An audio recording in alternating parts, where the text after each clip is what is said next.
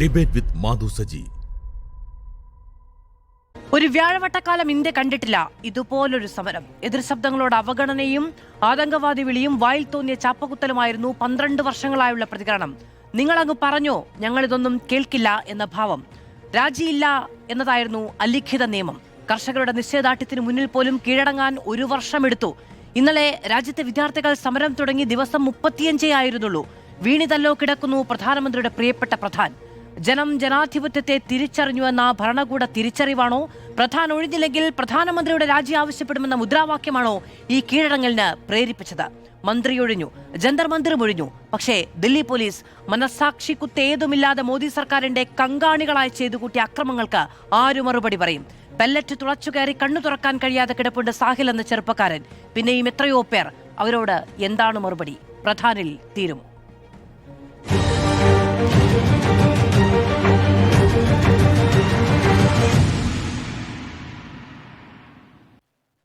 Shri Santhosh Kumar M P CPI നിന്ന്, Shri Raju P Nair കോൺഗ്രസിൽ നിന്ന്, ശ്രീ നിതിൻ നോബൽ CJP നിന്ന്, ശ്രീ AK അനുരാജ് വലത് നിരീക്ഷകൻ എന്നിവർ നമ്മളോടൊപ്പം ചർച്ചയിൽ ചേരുകയാണ്. ആദ്യം ശ്രീ രാജു പി നായർ. സമരം തീർന്നിരിക്കുന്നു, സമരം വിജയിച്ചിരിക്കുന്നു എന്നതാണ് പ്രധാനം. ആ സമരത്തിന് വേണ്ടി സഹനങ്ങളൊക്കെയും സഹിക്കാൻ തയ്യാറാണെന്ന് പ്രഖ്യാപിച്ചുകൊണ്ട് തന്നെയാണ് രാജ്യത്തെ യുവത്വം അവിടെ നിന്നത്. അവർ ആ സമര വിജയത്തിൽ ഒഴിഞ്ഞു പോയിരിക്കുകയും ചെയ്തു, പിരിഞ്ഞു പോയിരിക്കുകയും ചെയ്തു. പക്ഷേ അവിടെ ജനാധിപത്യം വലിയ തോതിൽ ചോദ്യം ചെയ്യപ്പെട്ടിരുന്നു, അടിച്ചമർത്തപ്പെട്ടിരുന്നു. സ്വാഭാവികമായും ദില്ലി പോലീസ് എന്ന വ്യാജേന അവിടെ ആളുകൾ സമരക്കാരെ കൈവച്ചു എന്നതടക്കം ചോദ്യങ്ങളും സംശയങ്ങളും നമ്മുടെ മുന്നിലുണ്ട്. അതിന് മറുപടി വേണ്ടേ? തീർച്ചയായിട്ടും വേണം. നമ്മൾ മാധു പറഞ്ഞ പോലെ തന്നെ അവിടെ കണ്ടത് ആദ്യത്തെ ദിവസം ഉണ്ടായിട്ടുള്ള പാർലമെന്റ് മാർച്ചിൽ നടന്ന അക്രമങ്ങൾ, അത് പോലീസാണ് അക്രമം മുഴുവൻ ഉണ്ടാക്കിയത്. ഏറ്റവും ഭീകരമായ രീതിയിൽ കുട്ടികളെ അടിച്ചമർത്താൻ വേണ്ടിയിട്ടുള്ള മാർഗങ്ങൾ ഉപയോഗിക്കുന്നതാണ് നമ്മൾ കണ്ടത്. അവിടെ എക്സ്പയറി ഡേറ്റ് കഴിഞ്ഞ ടിയർ ഗ്യാസുകൾ ഉപയോഗിച്ചു, ലാത്തിയിൽ ആണിയടിച്ച് ആ ആണി വെച്ച് തല്ലുന്നത് കണ്ടു. അങ്ങനെ ഭീകരമായിട്ട്, കാരണം പെല്ലറ്റ് ഗൺ ഉപയോഗിച്ചു, അതുപോലെ തന്നെ ടിയർ ഗ്യാസ് പലതവണ ഉപയോഗിച്ചു. അങ്ങനെ വലിയ രീതിയിൽ കുട്ടികളെ യാതൊരു പ്രകോപനവുമില്ലാതെ മർദ്ദിക്കുന്ന ഒരു നിലയാണ് അന്ന് കണ്ടത്. അന്ന് പോലീസുകാരല്ലാത്തവർ, നെയിം പ്ലേറ്റ് ഇല്ലാത്ത ഒട്ടേറെ പോലീസുകാർ, അതുപോലെ തന്നെ പോലീസിന്റെ യൂണിഫോം ഇല്ലാത്തവർ, ലാത്തി പോലും അല്ലാത്ത പത്തല് പോലുള്ള വടികൾ വെച്ച് അടിക്കുന്നതല്ലോ. അപ്പൊ ഇതിനകത്തെല്ലാം വലിയ, കാരണം ഈ സമരം വിജയിച്ചു, ഈ പ്രധാൻ രാജിവെച്ചു എന്നുള്ളത് കൊണ്ട് മാത്രം ഈ രാജ്യത്ത് ഉണ്ടായ ഒരു ജനാധിപത്യ വിരുദ്ധത തീരുന്നില്ല. അപ്പം അതിന് വേണ്ടിയിട്ട്, അതുപോലെ തന്നെ ഇവരുടെ പ്രസ്താവനകൾ ഉൾപ്പെടെ ഉണ്ടായിട്ടുള്ള കലാപം ഉൾപ്പെടെ ഉണ്ടാക്കാൻ കഴിയുന്ന രീതിയിലുള്ള പ്രസ്താവന, ഇന്നിപ്പോ ഒരു RSSന്റെ സൈദ്ധാന്തികന്റെ പ്രസ്താവന ഇന്ന് പുറത്തു വന്നിട്ടുണ്ട്.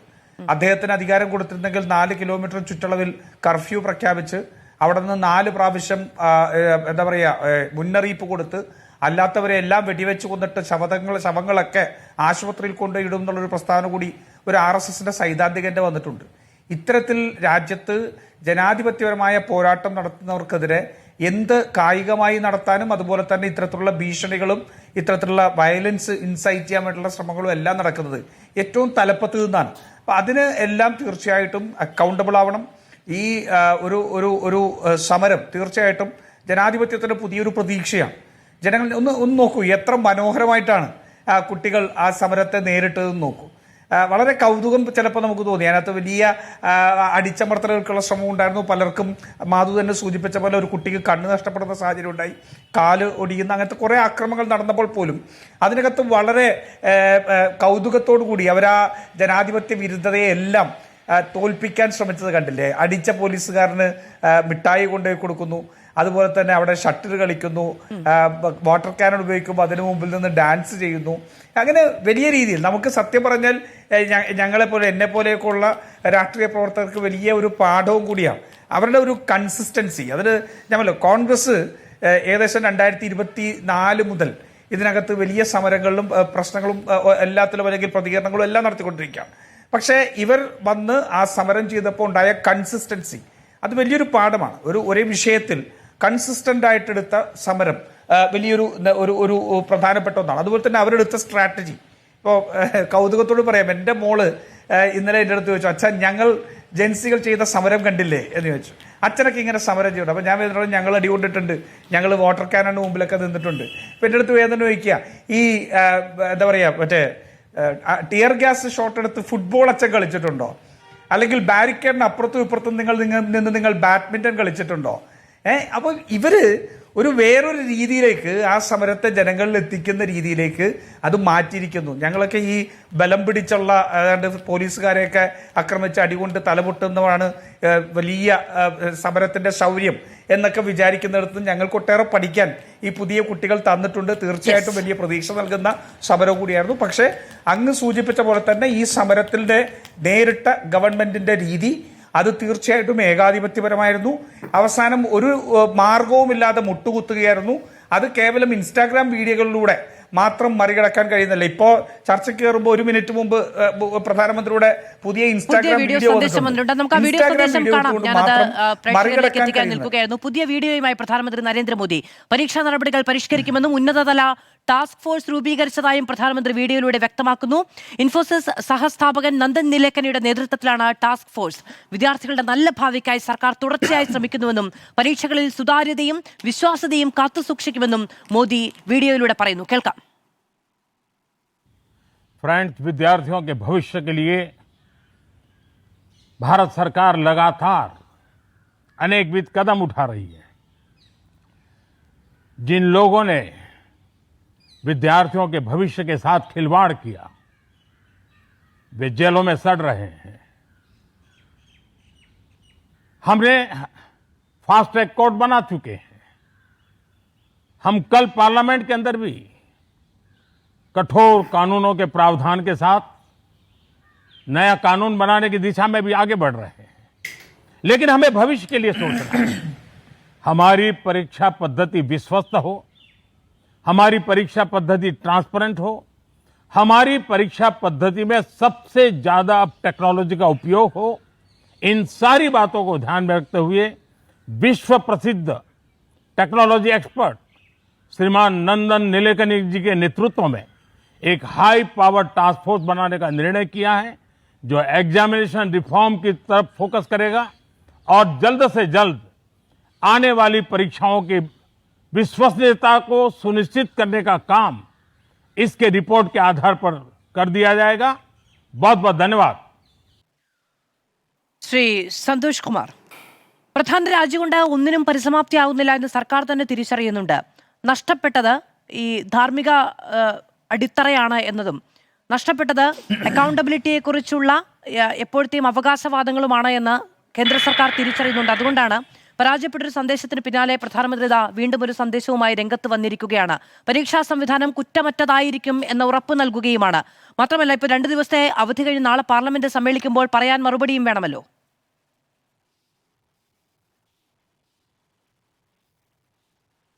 അതെ, നാളെ കഴിഞ്ഞ ഒരാഴ്ച പാർലമെന്റ് നടപടികൾ തടസ്സപ്പെട്ടു നമുക്കറിയാം. നാളെ അത് വീണ്ടും ആരംഭിക്കുകയാണ്. അപ്പോൾ ധാരാളം വിഷയങ്ങൾ കഴിഞ്ഞ ഓൾ പാർട്ടി മീറ്റിനകത്തൊക്കെ ചർച്ച ചെയ്ത നിരവധി വിഷയങ്ങൾ നമ്മുടെ മുമ്പിൽ കിടക്കുകയാണ്. അപ്പോൾ പ്രധാനമന്ത്രി ഈ സമരം തുടങ്ങിയതിന് ശേഷം പാർലമെൻറ്റിനെ അഭിസംബോധന ചെയ്യാൻ ഒരു ശ്രമവും നടത്തിയിട്ടില്ല. അദ്ദേഹത്തിന് ആദ്യ ദിവസം തന്നെ വന്ന് പാർലമെൻറ്റിനകത്തൊരു പ്രസ്താവന നടത്താമായിരുന്നു. പക്ഷേ അദ്ദേഹം സ്വീകരിച്ച മാർഗം എക്സ് പോസ്റ്റുകളാണ് എന്ന് നമുക്കറിയാം. പിന്നെ വീഡിയോ സന്ദേശങ്ങളായി. പാർലമെൻറ്റിനെ ഈ സന്ദേശങ്ങൾ കൊണ്ടും എക്സ്പോസ്റ്റ് കൊണ്ടും ഒക്കെ പകരം വെക്കാവുന്ന തോന്നിപ്പിക്കുന്ന തരത്തിലുള്ളൊരു സമീപനമാണ് അദ്ദേഹം സ്വീകരിക്കുന്നത്. പക്ഷേ എന്തെല്ലാം തരത്തിൽ ഡിഫെൻഡ് ചെയ്യാൻ നോക്കിയിട്ടും ധർമ്മേന്ദ്ര പ്രധാൻ്റെ രാജി എന്ന് പറയുന്ന ആവശ്യത്തിന് വഴങ്ങേണ്ടി വന്നു എന്ന് പറയുന്നത് വലിയ ഒരു തിരിച്ചടിയായിട്ട് അവർ കണക്കാക്കുകയാണ്. ഇപ്പോൾ ഒരു പുതിയ ബില്ലിൻ്റെ ഭേദഗതിയും കൂടെ നാളെ ഇപ്പോൾ അവതരിപ്പിക്കാനിരിക്കുന്നു. എന്തായിരുന്നാലും സമരം അവസാനിച്ചു എന്നതുകൊണ്ട് മാത്രം സമരത്തിൻ്റെ ഭാഗമായി ഉയർന്നിരിക്കുന്ന പല ചോദ്യങ്ങളും അവസാനിക്കുന്നില്ല. ഈ വിദ്യാർത്ഥികളുടെ നേരെ നടന്ന ക്രൂരമായ വേട്ടയാടലുകൾ, ഡൽഹി പോലീസിൻ്റെ അഴിഞ്ഞാട്ടം, അതോടൊപ്പം തന്നെ അതിഭീകരമായ തരത്തിൽ ഈ ആളുകളെ രാജ്യദ്രോഹികളാക്കുന്ന ഒരു പ്രചരണം നടത്തുകയുണ്ടായി. പ്രത്യേകിച്ച് വടക്കേ ഇന്ത്യൻ മീഡിയ. ഞാൻ ഈ CJPയുടെ ഈ യുവ സുഹൃത്തുക്കൾ കുറച്ചുപേര് എൻ്റെ വളരെ പ്രിയങ്കരായ സുഹൃത്തുക്കളാണ് ചിലർ.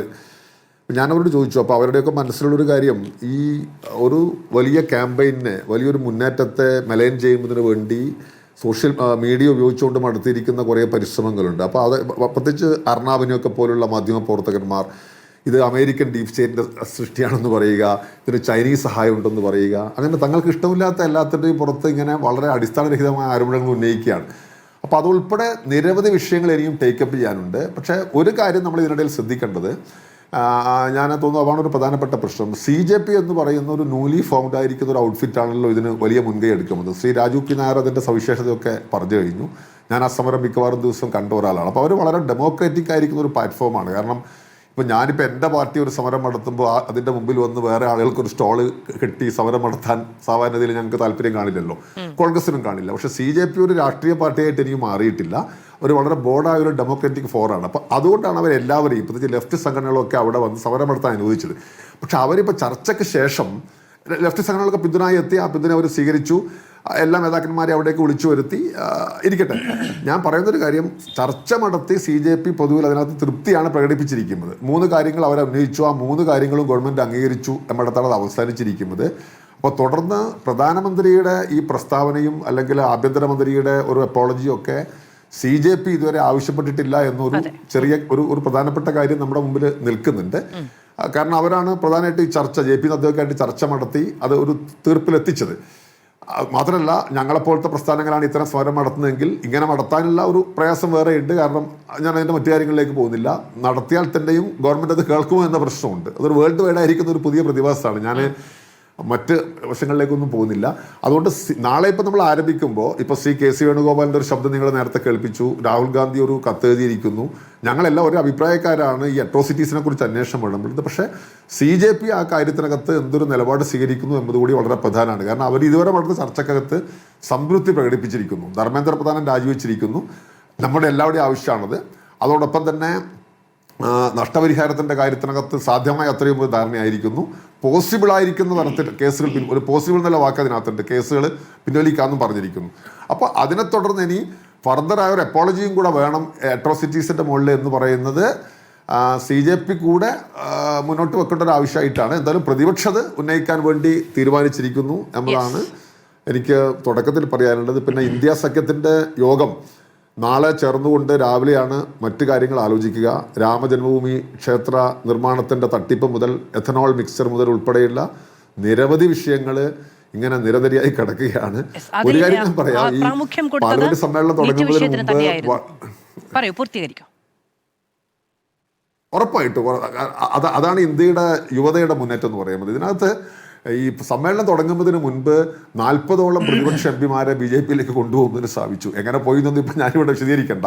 പക്ഷേ ആ പോയവരൊക്കെ അപഹാസ്യരാകുന്ന തരത്തിൽ ഇന്ത്യയിലെ ജനങ്ങൾ സടകുടഞ്ഞ് എഴുന്നേൽക്കുന്ന കാലുമാറ്റമൊന്നുമല്ല രാഷ്ട്രീയത്തിൻ്റെ ഗവി നിർണ്ണയിക്കുന്നത് എന്നും ഈ ED ഒക്കെ ഉപയോഗിച്ചുകൊണ്ട് നിങ്ങൾക്ക് കുറേ പേരെ ഭയപ്പെടുത്താൻ സാധിക്കും. പക്ഷേ പോരാടുന്ന ആളുകളെ അങ്ങനെ സാധിക്കില്ല എന്ന് തെളിയിക്കുന്ന വലിയൊരു മുന്നേറ്റമാണ് നടക്കുന്നത്. പ്രതിപക്ഷം യുണൈറ്റഡ് ആണ്. ചില ചെറിയ കാര്യങ്ങൾ DMK ഒക്കെ ആയി ബന്ധപ്പെട്ടൊക്കെ ഉണ്ടെങ്കിൽ പോലും ഈ ഇഷ്യൂവിൻ്റെ മുമ്പിൽ എല്ലാവരും കൂടുതൽ യോജിക്കുമെന്നാണ് ഞങ്ങൾ കണക്കാക്കുന്നത്. അതുകൊണ്ട് ശക്തമായ ഒരു പ്രതിപക്ഷ മുന്നേറ്റമായിരിക്കും വരും ദിവസങ്ങളിൽ കാണാൻ പോവുക. ശരി, ശ്രീ AK നടരാജ, ശ്രീ സന്തോഷ് കുമാർ പറഞ്ഞതുപോലെ CJP ഈ വിഷയത്തെ, നീറ്റ് വിഷയത്തെ അവരുടെ ഒരു അജണ്ടയായി എടുക്കുകയും അവരതിൽ പോരാടുകയും അവരതിൽ വിജയം കൈവരിക്കുകയും ചെയ്തു. പക്ഷെ അവർക്ക് തെരുവിൽ നേരിടേണ്ടി വന്നത് നമുക്ക് കണ്ടു നിൽക്കാൻ കഴിയാത്ത തരത്തിലുള്ള പോലീസ് അതിക്രമം തന്നെയാണ്. അത് സ്ത്രീകളോടോ പുരുഷന്മാരോടോ എന്ന് വ്യത്യാസമില്ലാത്ത തരത്തിൽ ഉരുക്കുമുഷ്ടി പ്രയോഗിച്ചാണ് ദില്ലി പോലീസ് അവരെ നേരിടുകയും ചെയ്തത്. സ്വാഭാവികമായും നോക്കൂ, പ്രതിപക്ഷ നേതാവ് രാഹുൽ ഗാന്ധി അടക്കം കയ്യേറ്റം ചെയ്യാൻ ദില്ലി പോലീസ് ഒരുമ്പെടണമെങ്കിൽ കൃത്യമായ സന്ദേശവും നിർദ്ദേശവും അവർക്ക് ഉന്നതങ്ങളിൽ നിന്ന് തന്നെ കിട്ടിയിട്ടുണ്ടാകും. CJPക്ക് ആ വിഷയങ്ങളിൽ നിലവിൽ അഭിപ്രായമില്ല. അവരുന്നയിച്ച ആവശ്യം അംഗീകരിക്കപ്പെട്ടു, അവർ പിരിഞ്ഞു പോയിരിക്കുന്നു. പക്ഷെ അവരടക്കമുള്ള ആളുകൾ ദില്ലിയുടെ തെരുവിൽ നേരിടേണ്ടി വന്ന ഈ പോലീസിന്റെ നരനായാട്ട എന്ന് പറയുന്നത് പൊതുസമൂഹം കണ്ടുകൊണ്ട് നിന്നാണ്. സ്വാഭാവികമായും മറ്റു രാഷ്ട്രീയ പാർട്ടികൾക്ക്, CPM-ഉം കോൺഗ്രസും അടക്കമുള്ള രാഷ്ട്രീയ പാർട്ടികൾക്ക് അതൊരു വിഷയം തന്നെയാണ്. അവർ പാർലമെന്റിൽ ഉന്നയിക്കും എന്നതു തന്നെയാണ് വ്യക്തമാകുന്നത്. എന്തുകൊണ്ടാണ് ഈ തരത്തിൽ ദില്ലി പോലീസ് സമരക്കാരെ നേരിട്ടത് എന്ന ചോദ്യം ബാക്കിയില്ലേ?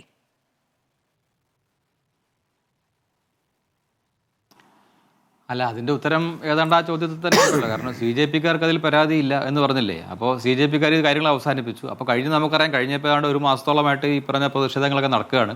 അപ്പോൾ അതിൻ്റെ ഭാഗമായിട്ട് സ്വാഭാവികമായിട്ട് അവിടെ പല പ്രശ്നങ്ങളുണ്ടായിട്ടുണ്ട്. അതായത് ജന്തർ മന്ദറിൽ മാത്രമല്ലല്ലോ സമരം നടന്നത്, പാർലമെന്റിലേക്ക് ഉണ്ടായി, അതുപോലെ പ്രധാനമന്ത്രിയുടെ വീട്ടിലേക്കുണ്ടായി. അപ്പോൾ ഡൽഹിയിലെ സാഹചര്യം നമുക്കറിയാം, അവിടെ പല പ്രശ്നങ്ങളുള്ളതാണ്. പലതരത്തിലുള്ള തീവ്രവാദ ആക്രമണങ്ങളും ബോംബ് സ്ഫോടനങ്ങളൊക്കെ ഉണ്ടാകുന്ന ഒരു ഭരണസിരാ കേന്ദ്രമാണ്.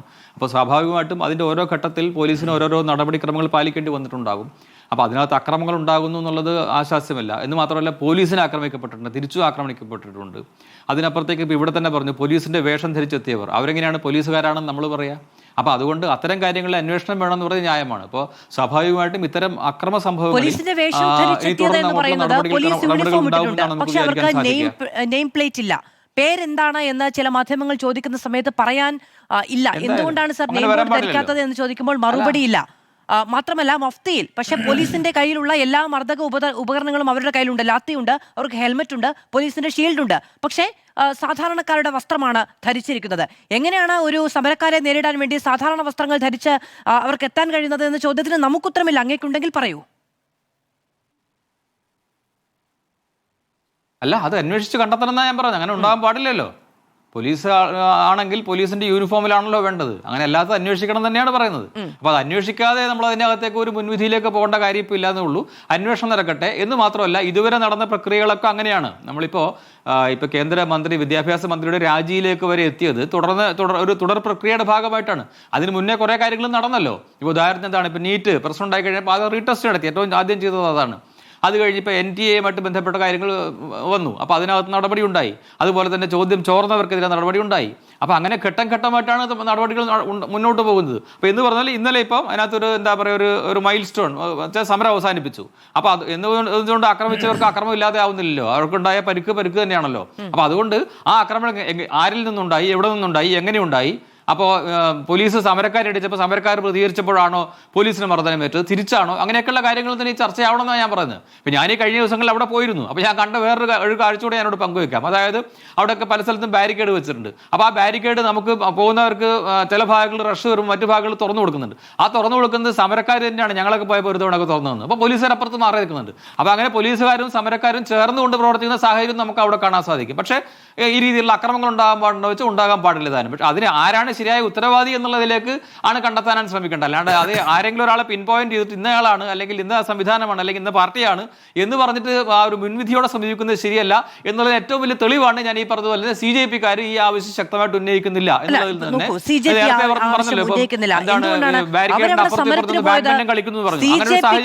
രാഷ്ട്രീയ പ്രസ്ഥാനം എന്ന നിലയ്ക്ക്, ഒരു പ്രസ്ഥാനം എന്ന നിലയ്ക്ക് CJP-ക്കാർക്ക് തല്ലുകൊണ്ടിട്ടല്ലോ അവർ ആ സമരത്തിന് പോയത്.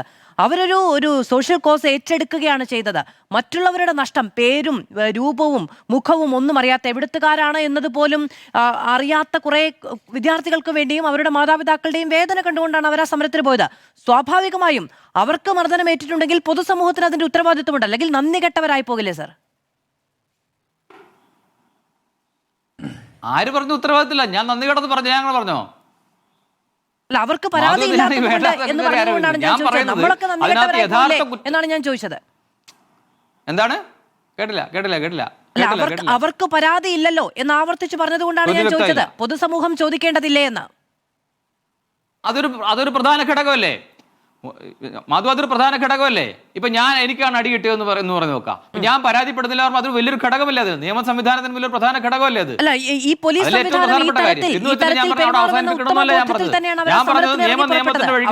അവരുടെ പേഴ്സണൽ വേദനകളെക്കാൾ ഉപരി അവർ ഉയർത്തിപ്പിടിച്ച ആവശ്യമായിരുന്നു പ്രധാനം. അതുകൊണ്ട് തന്നെ അത് കഴിഞ്ഞപ്പോൾ അവർ ഈ സാധാരണ രാഷ്ട്രീയ പാർട്ടികളെ പോലെ അല്ല, അവരത് പിരിഞ്ഞു പോവുകയും ചെയ്തിരിക്കുന്നു. പക്ഷെ അവർക്ക് നേരിടേണ്ടി വന്നത് എന്താണെന്ന് തെരുവിൽ കണ്ടവരാണ്, നമ്മൾ ലൈവായി കണ്ടവരാണ്. അങ്ങനെയല്ല, അങ്ങനെയാണെങ്കിൽ അവരാണ് പറയേണ്ടതെങ്കിൽ അവർക്ക് നേരിടേണ്ടി വന്ന എന്തെങ്കിലും പ്രശ്നത്തിന്റെ പേരിലല്ല അവർ തെരുവിലേക്ക് വന്നത്. സ്വാഭാവികമായും അവർക്ക് നേരിടേണ്ടി വന്ന ഒരു പ്രശ്നത്തെക്കുറിച്ച് പൊതുസമൂഹത്തിന് ആശങ്കയുണ്ടാകും. അതുണ്ടായിക്കോട്ടെ, ഉണ്ടാവണമല്ലോ. ഞാനും പറഞ്ഞല്ലോ, അത് അന്വേഷണം നടക്കട്ടെ എന്നാണ് ഞാൻ പറഞ്ഞത്. അതിനകത്ത് ഏറ്റവും പ്രധാനപ്പെട്ട ആൾക്കാർ അവരാണ്. അവർക്ക് പരാതിയില്ല എന്നുള്ളത് വളരെ ഗൗരവമേറിയൊരു വിഷയമാണ് എന്നാണ്. അത് ഗൗരവമേറിയതല്ല എന്ന് മാധു പറഞ്ഞതിനോട് യോജിക്കാൻ ഞാൻ തയ്യാറല്ല. മറിച്ച് ഇതിനെക്കുറിച്ച് അന്വേഷണം നടക്കട്ടെ എന്ന് വെച്ചാൽ അന്വേഷണം നടക്കണം എന്ന് മാത്രമല്ല, ആരെങ്കിലും മുൻവിധിയോടെ കൂടെ പഴിചാരാം, അത് കേന്ദ്ര സർക്കാരിനെതിരെ ആക്കാം, അല്ലെങ്കിൽ കേന്ദ്ര ആഭ്യന്തരമന്ത്രിക്കെതിരെ ആക്കാം എന്നുള്ളതിനോട് എനിക്ക് യോജിക്കാൻ കഴിയില്ല എന്നാണ് ഞാൻ പറഞ്ഞത്. അപ്പോൾ ഇത് ഞാൻ മറ്റേ കാര്യം ഞാൻ പറഞ്ഞല്ലോ, ഇതൊരു തുടർ പ്രക്രിയയാണ് എന്ന് പറഞ്ഞ പോലെ കുറേ ദിവസം നടന്ന സമരങ്ങളിൽ ചില ദിവസങ്ങളിൽ ഇതിന് സംഘർഷം ഉണ്ടായിട്ടുണ്ട്. സമരത്തിൽ ഏകപക്ഷീയമായി ഡൽഹി പോലീസ് അതിക്രമം കാണിച്ചു എന്ന് ഞാൻ വിചാരിക്കുന്നില്ല. സമരത്തിൽ അങ്ങോട്ടും ഇങ്ങോട്ടും ഉണ്ടായിട്ടുണ്ട്, സമരക്കാരും പോലീസും തമ്മിലുള്ള പ്രശ്നങ്ങൾ ഉണ്ടായിട്ടുണ്ട്. അതിൽ ഏകപക്ഷീയമായിട്ട് ഡൽഹി പോലീസ് മാത്രം ഏകപക്ഷീയമായ ഒരു ആക്രമണം നടത്തി എന്ന് പറഞ്ഞാൽ അംഗീകരിക്കാൻ ഞാൻ തയ്യാറല്ല. ആരാണ് അതിൽ ഉത്തരവാദി? എത്രയോ ദൃശ്യങ്ങൾ അങ്ങടക്കം കണ്ടിട്ടില്ലേ? അല്ലല്ല, തിരിച്ചുണ്ട് മാധു, തിരിച്ചുള്ള വിഷ്വൽസ് ഞാൻ കാണിച്ചു തരാം. എന്ന് മാത്രമല്ല, സമരക്കാർക്കിടയിൽ പ്രശ്നങ്ങൾ ഉണ്ടാകുന്നുണ്ട്. നമ്മൾ അതിനെക്കുറിച്ച് ചർച്ച ചെയ്യേണ്ട, കാരണം വെച്ചാൽ അതൊക്കെ അത് കഴിഞ്ഞു. എന്ന് മാത്രമല്ല, നേരത്തെ ഇവിടെ ആരോ ചർച്ചയിൽ സൂചിപ്പിച്ചു, അതൊരു രാഷ്ട്രീയ പാർട്ടി ഒന്നും സംഘടിപ്പിച്ചതല്ല, ഒരു മൂവ്മെന്റ് ആണ്. അതിൽ കൂടുതൽ യുവാക്കളാണ് ഉണ്ടായിരുന്നത്. അപ്പോൾ അതുകൊണ്ട് അതിന്റെ ഉദ്ദേശശുദ്ധിയൊന്നും ഞാൻ ചോദ്യം ചെയ്യുന്നില്ല. പക്ഷെ അത്തരത്തിലുള്ള പ്രശ്നങ്ങൾ ഉണ്ടായിട്ടുണ്ട്. അതൊന്നും നല്ലതല്ല എന്നാണ് ഞാൻ പറയുന്നത്. ആരെ ആക്രമിച്ചാലും ശരിയാണെന്നല്ല, അത് ശരിയല്ല എന്ന് തന്നെയാണ് ഞാൻ പറയുന്നത്. പക്ഷേ ആരെയെങ്കിലും ടാർഗറ്റ് ചെയ്യാനുള്ള ഒരു ആയുധമാക്കിയിട്ട് ഇതിന് ഉപയോഗിക്കരുത്. അപ്പോൾ അതിന്റെ യഥാവിധി അന്വേഷണം നടക്കട്ടെ, അന്വേഷണ സംവിധാനത്തിലൂടെ പോകട്ടെ. ഇപ്പോൾ ഒരു പോലീസ് ഉദ്യോഗസ്ഥനെതിരെ നടപടി ഉണ്ടായല്ലോ, അത് കൂടുതൽ ഉണ്ടാവാനുള്ള സാഹചര്യം ഉണ്ടെങ്കിൽ ഉണ്ടാവട്ടെ, അന്വേഷണം നടക്കട്ടെ. അന്വേഷണത്തിലെ സമയമാണല്ലോ ഇനിയുള്ളത്. കാരണം അത്രമേൽ പ്രകോപനപരമായിട്ടാണ്. എവിടെയോ നിന്നൊരു പെൺകുട്ടിയെ തേടി പിടിച്ചുപോയി കവിളടക്കം അടിച്ചു പൊട്ടിക്കുന്ന കാഴ്ച കണ്ടാൽ ആർക്കാണ് അങ്ങനെ ഒരു നടപടിയിലേക്ക് പോകാതിരിക്കാൻ കഴിയുക എന്നുള്ളതാണ്. മുഖം രക്ഷിക്കുക എന്നത് നിർബന്ധമാണല്ലോ. അല്ല, അതെന്തായാലും അതിലെന്താ ചെയ്യാൻ പറ്റുക? നമ്മളിപ്പോൾ എവിടെ ആയാലും ഒരു ഉദ്യോഗസ്ഥന്, പോലീസ് ഉദ്യോഗസ്ഥ ചിലപ്പോൾ കേരളത്തിലോ അല്ലെങ്കിൽ തമിഴ്നാട്ടിലോ അല്ലെങ്കിൽ ഈ പറഞ്ഞ പോലെ തന്നെ മറ്റൊരു സംസ്ഥാനത്തോ ആകട്ടെ, അവിടെ ഇങ്ങനെ ചെയ്താൽ എന്താ ചെയ്യുക? നടപടി എടുക്കാനല്ലേ പറ്റുള്ളൂ. അപ്പൊ അത് നടപടി എടുത്തു, സസ്പെൻഷനോ അല്ലെങ്കിൽ ട്രാൻസ്ഫറോ കൊടുത്തു. ഇനിയിപ്പം ബാക്കിയുള്ളവർക്ക് സസ്പെൻഷൻ വരുന്നത് ചിലപ്പോൾ വരുമായിരിക്കും. അത് എന്താണോ സംവിധാനത്തിന്റെ രീതി അനുസരിച്ച് ഏറെ ദൂരം മുന്നോട്ട് പോകാനുണ്ട്. അതാണ് അഭിജിത്ത് ദീപ് കെ എല്ലാവർക്കും നന്ദി അറിയിച്ചുകൊണ്ട് പുറത്തിറക്കിയ വീഡിയോ സന്ദേശത്തിൽ പറയുന്നത്.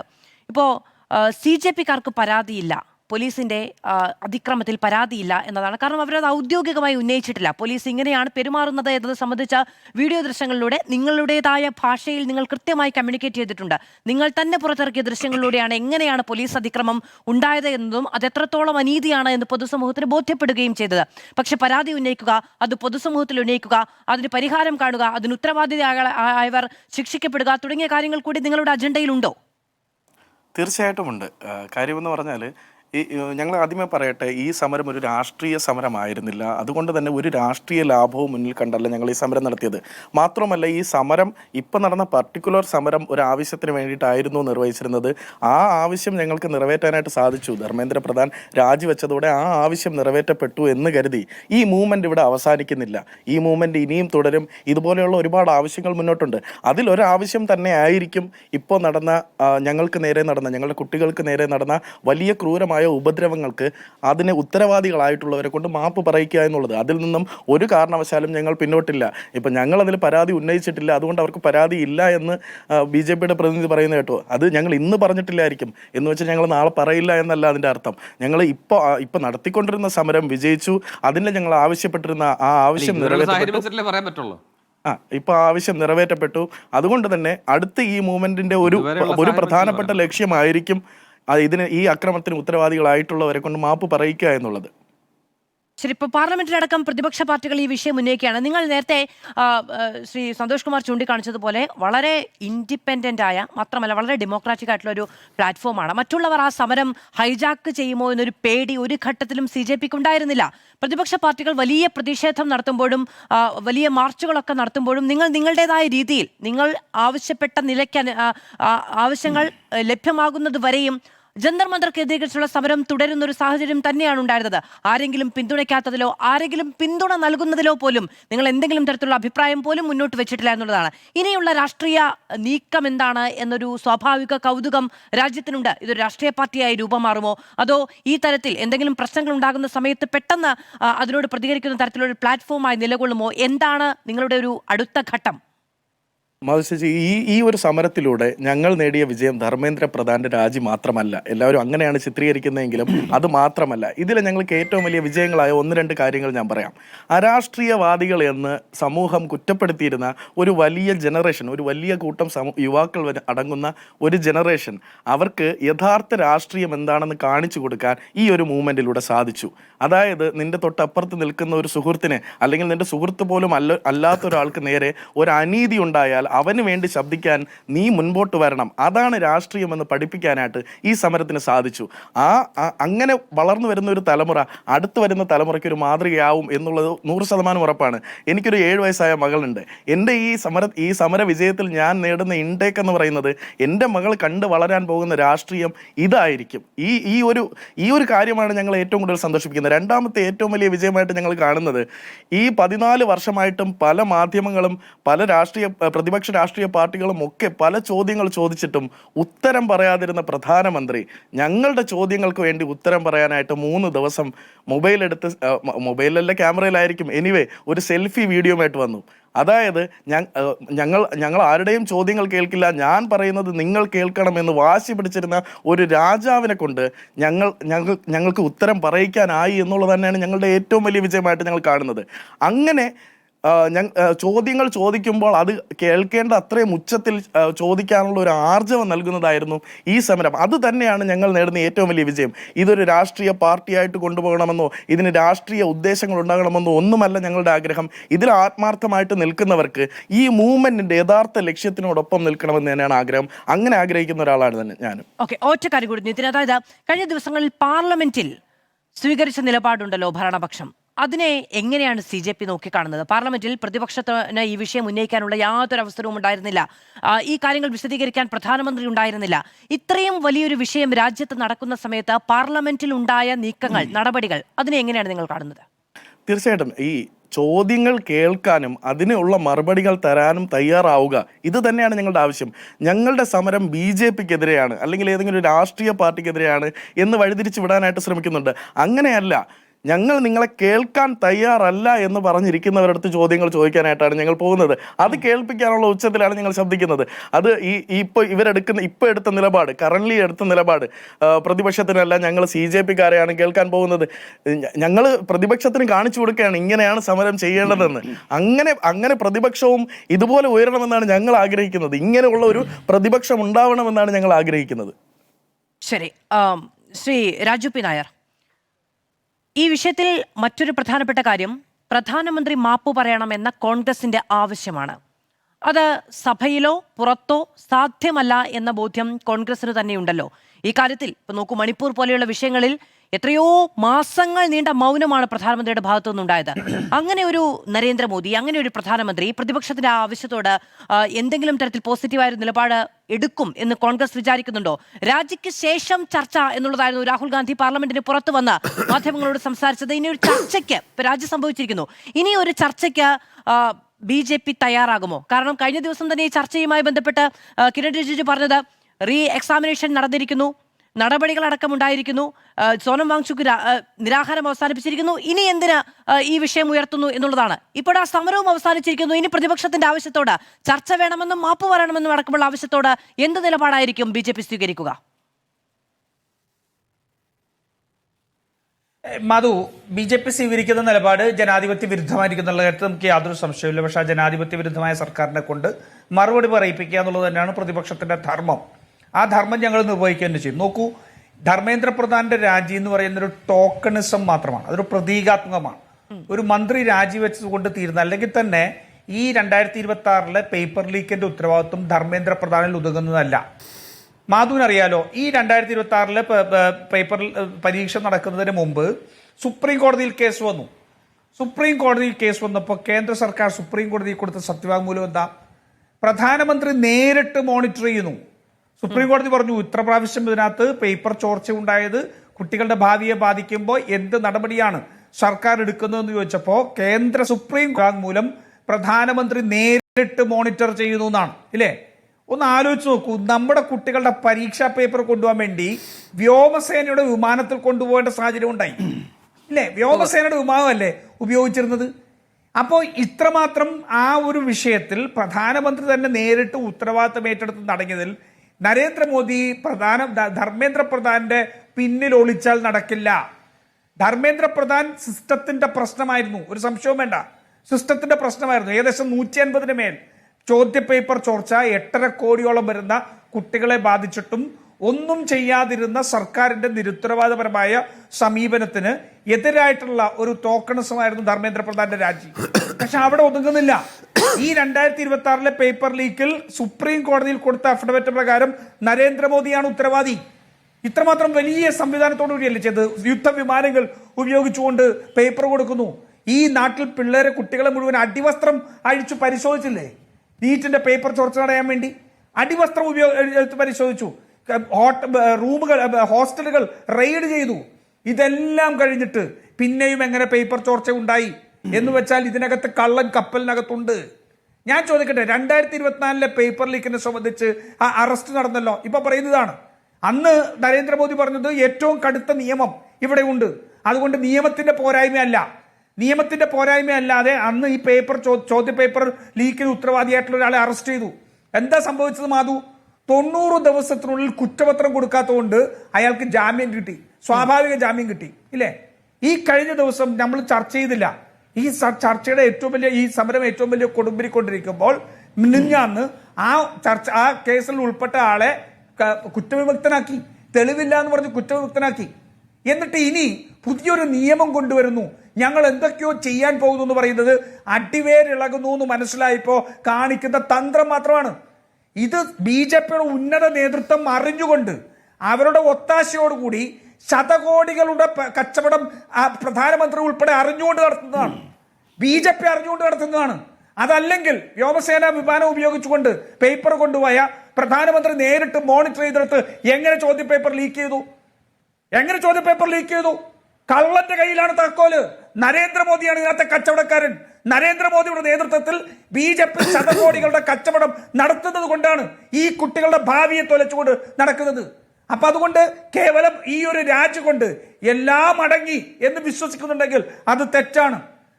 അത് തുടക്കം മാത്രമാണ്. ഇത് പാർലമെന്റിനകത്തും പുറത്തും ഇതിന് മറുപടി പറയേണ്ടി വരും. ഈ രാജ്യത്തെ കുട്ടികൾ അവർ ബോധവാന്മാരാണെന്നും അവർക്ക് ഉണ്ടായിരിക്കുന്ന അനീതിയെ സംബന്ധിച്ച് അവർക്ക് കൃത്യമായി ബോധ്യമുണ്ടെന്നും അവരുടെ ആത്മാഭിമാനത്തിന് മുറിവേറ്റിട്ടുണ്ട് എന്നുള്ളതാണ് കോക്രോച്ച് ജനതാ പാർട്ടി എന്നുള്ളൊരു ഒരു മൂവ്മെന്റ് ഉൾപ്പെടെ തുടങ്ങുന്നത്. ഇപ്പൊ സൂര്യകാന്ത് മിശ്ര എന്ന് പറഞ്ഞല്ലോ, ഞാൻ അതല്ല ഉദ്ദേശിച്ചതെന്ന്. ഇപ്പോഴാണല്ലോ പറയുന്നത്. ഈ രാജ്യത്തെ ജനങ്ങളുടെ ആത്മാഭിമാനത്തിനെതിരെ ചോദ്യമുയർത്തപ്പെടാൻ ഉണ്ടായത്. പക്ഷേ അത് സംഘടിതമായിട്ടുള്ളൊരു പ്രസ്ഥാനം, അല്ലെങ്കിൽ ഈ സംഘടിതമായിട്ടുള്ള ശക്തി ഉപയോഗിച്ചുകൊണ്ട് തന്നെ ഞങ്ങൾ ഉൾപ്പെടെ ഏറ്റെടുത്തുകൊണ്ട് ഈ ഗവൺമെന്റിനെ കൊണ്ട് കണക്ക് പറയിപ്പിക്കുക തന്നെ ചെയ്യും. സുപ്രീം കോടതി ഉൾപ്പെടെ ഇവിടുത്തെ മുഴുവൻ ഭരണഘടനാ സ്ഥാപനങ്ങളും നരേന്ദ്രമോദിയുടെ അഴിമതിക്ക് കൂട്ടുനിൽക്കുകയാണെന്ന് അറിഞ്ഞുകൊണ്ട് തന്നെയാണ് പറയുന്നത്. ഞങ്ങൾ അതിന് മറുപടി പറയിപ്പിക്കാനുള്ള പ്രതിപക്ഷ ധർമ്മം ഞങ്ങൾ നിർവഹിക്കും. ശരി, ഈ സുപ്രീം കോടതിയിൽ പ്രധാനമന്ത്രി നേരിട്ടത് മോണിറ്റർ ചെയ്യും എന്ന് പറഞ്ഞത് പേപ്പർ ലീക്ക് ഉണ്ടായതിനു ശേഷമാണ് എന്നതാണ് ഞാൻ മനസ്സിലാക്കുന്നത്. അങ്ങനെയല്ല എന്നുണ്ടോ? അല്ല 2026 മെയ്യിലെ പരീക്ഷയ്ക്ക് മുമ്പാണ്. 2026 പരീക്ഷയ്ക്ക് മുമ്പാണ്. ശരി, അങ്ങനെ ഒന്നുകൂടി ക്രോസ് ചെക്ക് ചെയ്യുമല്ലോ. ശരി, ശ്രീ പി സന്തോഷ് കുമാർ, ഇപ്പം കേരളമടക്കമുള്ള സംസ്ഥാനങ്ങളിൽ ഈ പ്രക്ഷോഭത്തോടും സമരത്തോടും ഉണ്ടായ ഒരു ഐക്യദാർഢ്യമുണ്ടല്ലോ, അത് നൽകുന്നത് വലിയൊരു സന്ദേശമാണ്. ഇപ്പം ആ സമരത്തിന്റെ തുടക്കത്തിൽ CJP ഇതിനെ ഒരു അജണ്ടയായി സ്വീകരിച്ച സമയത്ത് കോൺഗ്രസ് അടക്കമുള്ള പ്രസ്ഥാനങ്ങൾക്ക് ശരിയാണ്, അതിനു മുൻപേ തന്നെ സമരം തുടങ്ങിയ ഒരു പ്രസ്ഥാനവുമാണ് അത്. SFIയുടെ ഭാഗത്തുനിന്നും ASFന്റെ ഭാഗത്തുനിന്നും ഒക്കെ ഉണ്ടായിരുന്നുണ്ട്. പക്ഷേ അവിടേക്ക് നേരിട്ട് ചെല്ലാനും അവരോടൊപ്പം നിൽക്കാനും അത് ഒരു വലിയ ആൾക്കൂട്ടമാണ്. എവിടെ നിന്നൊക്കെ വരുന്ന, എന്തൊക്കെ ബാക്ക്ഗ്രൗണ്ട് ഉള്ള ആളുകൾ എന്നത് സംബന്ധിച്ച് ആദ്യഘട്ടത്തിൽ ഒരു പൊളിറ്റിക്കൽ പാർട്ടിക്ക് പൂർണ്ണ ബോധ്യത്തോടു കൂടി അവരോട് പെരുമാറുക എന്ന് പറയുന്നത് വലിയ റിസ്ക്കുമായിരുന്നു. അതിനുശേഷം ഈ പറയുന്ന 10-35 ദിവസമായി നമ്മൾ അവരെ കാണുകയാണ്. അവർ മുന്നോട്ട് വെക്കുന്ന അവരുടെ ഒരു ജെനുവിനായിട്ടുള്ള രീതി എന്താണ് എന്ന് ബോധ്യപ്പെടുകയാണ്. അങ്ങനെയല്ല, ആദ്യഘട്ടം മുതൽ CPMന്റെ നേതാക്കൾ അവിടെയുണ്ട്. അതുകൊണ്ട് തന്നെ ഇനിയിപ്പം ഈ അഭിജിത് ദീപ്കെ അടക്കമുള്ളവർ പങ്കുവെക്കുന്ന ചിത്രങ്ങളിലെല്ലാം, അവർ പറയുന്ന കാര്യങ്ങളിലെല്ലാം അതിനോടുള്ള ഐക്യദാർഢ്യപ്പെടൽ കൂടിയുണ്ട്. ഒപ്പം നിന്നു എന്നൊരു പ്രസ്താവന കൂടി വളരെ കൃത്യമായി വായിച്ചെടുക്കാനും കഴിയുന്നുണ്ട്. എങ്ങനെയാണ് ഒരു പുതിയ പ്രസ്ഥാനത്തെ, പുതിയ ചെറുപ്പക്കാരെ ഇത്രത്തോളം വ്യക്തമായും വിശ്വാസത്തോടെയും ചേർത്ത് പിടിക്കാൻ കഴിയുന്നത്? അതൊരു വളരെ വളരെ നല്ലൊരു ചോദ്യമാണ്. ഞാൻ ആ ചോദ്യം ശരിക്കും ഇഷ്ടപ്പെടുന്നു. അശുതോഷ് റാങ്കെ എന്ന് പറയുന്ന അവരുടെ വക്താവ് എൻ്റെ ഒരു സുഹൃത്തു കൂടിയാണ്, ഒരു വളരെ ചെറുപ്പക്കാരൻ. അദ്ദേഹം ഇന്നലെ നടത്തിയ ഒരു എക്സ്പോസ്റ്റ് ഉണ്ടല്ലോ, നിങ്ങൾ കണ്ടിട്ടുണ്ടാവും. അതിനകത്ത് 2 വിദ്യാർത്ഥി സംഘടനകൾക്ക് പേരെടുത്ത് പറഞ്ഞുകൊണ്ട് അദ്ദേഹം നന്ദി പറഞ്ഞു. ഞാനത് ആവർത്തിക്കുന്നില്ല, നമ്മുടെ ചാനൽ ഉൾപ്പെടെ അത് മലയാളത്തിൽ എടുത്തു കൊടുത്ത ഒരു കാര്യമാണ്. ഞങ്ങളെല്ലാം തന്നെ, ഞാനതിൻ്റെ പല ഘട്ടങ്ങളിലും അവിടെ പോയിരുന്ന ഒരാളാണ്. അവരുമായി നല്ല സൗഹൃദമുണ്ട് എന്ന് പറയുമ്പോൾ അഭിമാനം കൊള്ളുന്ന ഒരാളാണ്. പക്ഷെ നിങ്ങളുടെ ചോദ്യം എന്ന് പറയുന്നത് എങ്ങനെയാണ് അതിന് സാധിക്കുന്നത് എന്നുള്ളതാണ്. അതിനകത്ത് ഒരു കാര്യം, പരമ്പരാഗതമായിരിക്കുന്ന രാഷ്ട്രീയ പ്രസ്ഥാനങ്ങൾക്ക് അവരുടെ ശൈലിയും രീതിയും ഉപയോഗിച്ചുകൊണ്ട് ചില വിഷയങ്ങൾ ഉന്നയിക്കുന്നതിനേക്കാൾ ഭംഗിയായി ഇത്തരം പ്രസ്ഥാനങ്ങൾക്ക് സാധിക്കുന്നുണ്ട് എന്നത് ലോകവ്യാപകമായിട്ടുള്ള ഒരു അനുഭവമാണ്. അപ്പോൾ അത് പല ഉദാഹരണങ്ങൾ നമ്മുടെ മുമ്പിലുണ്ട്.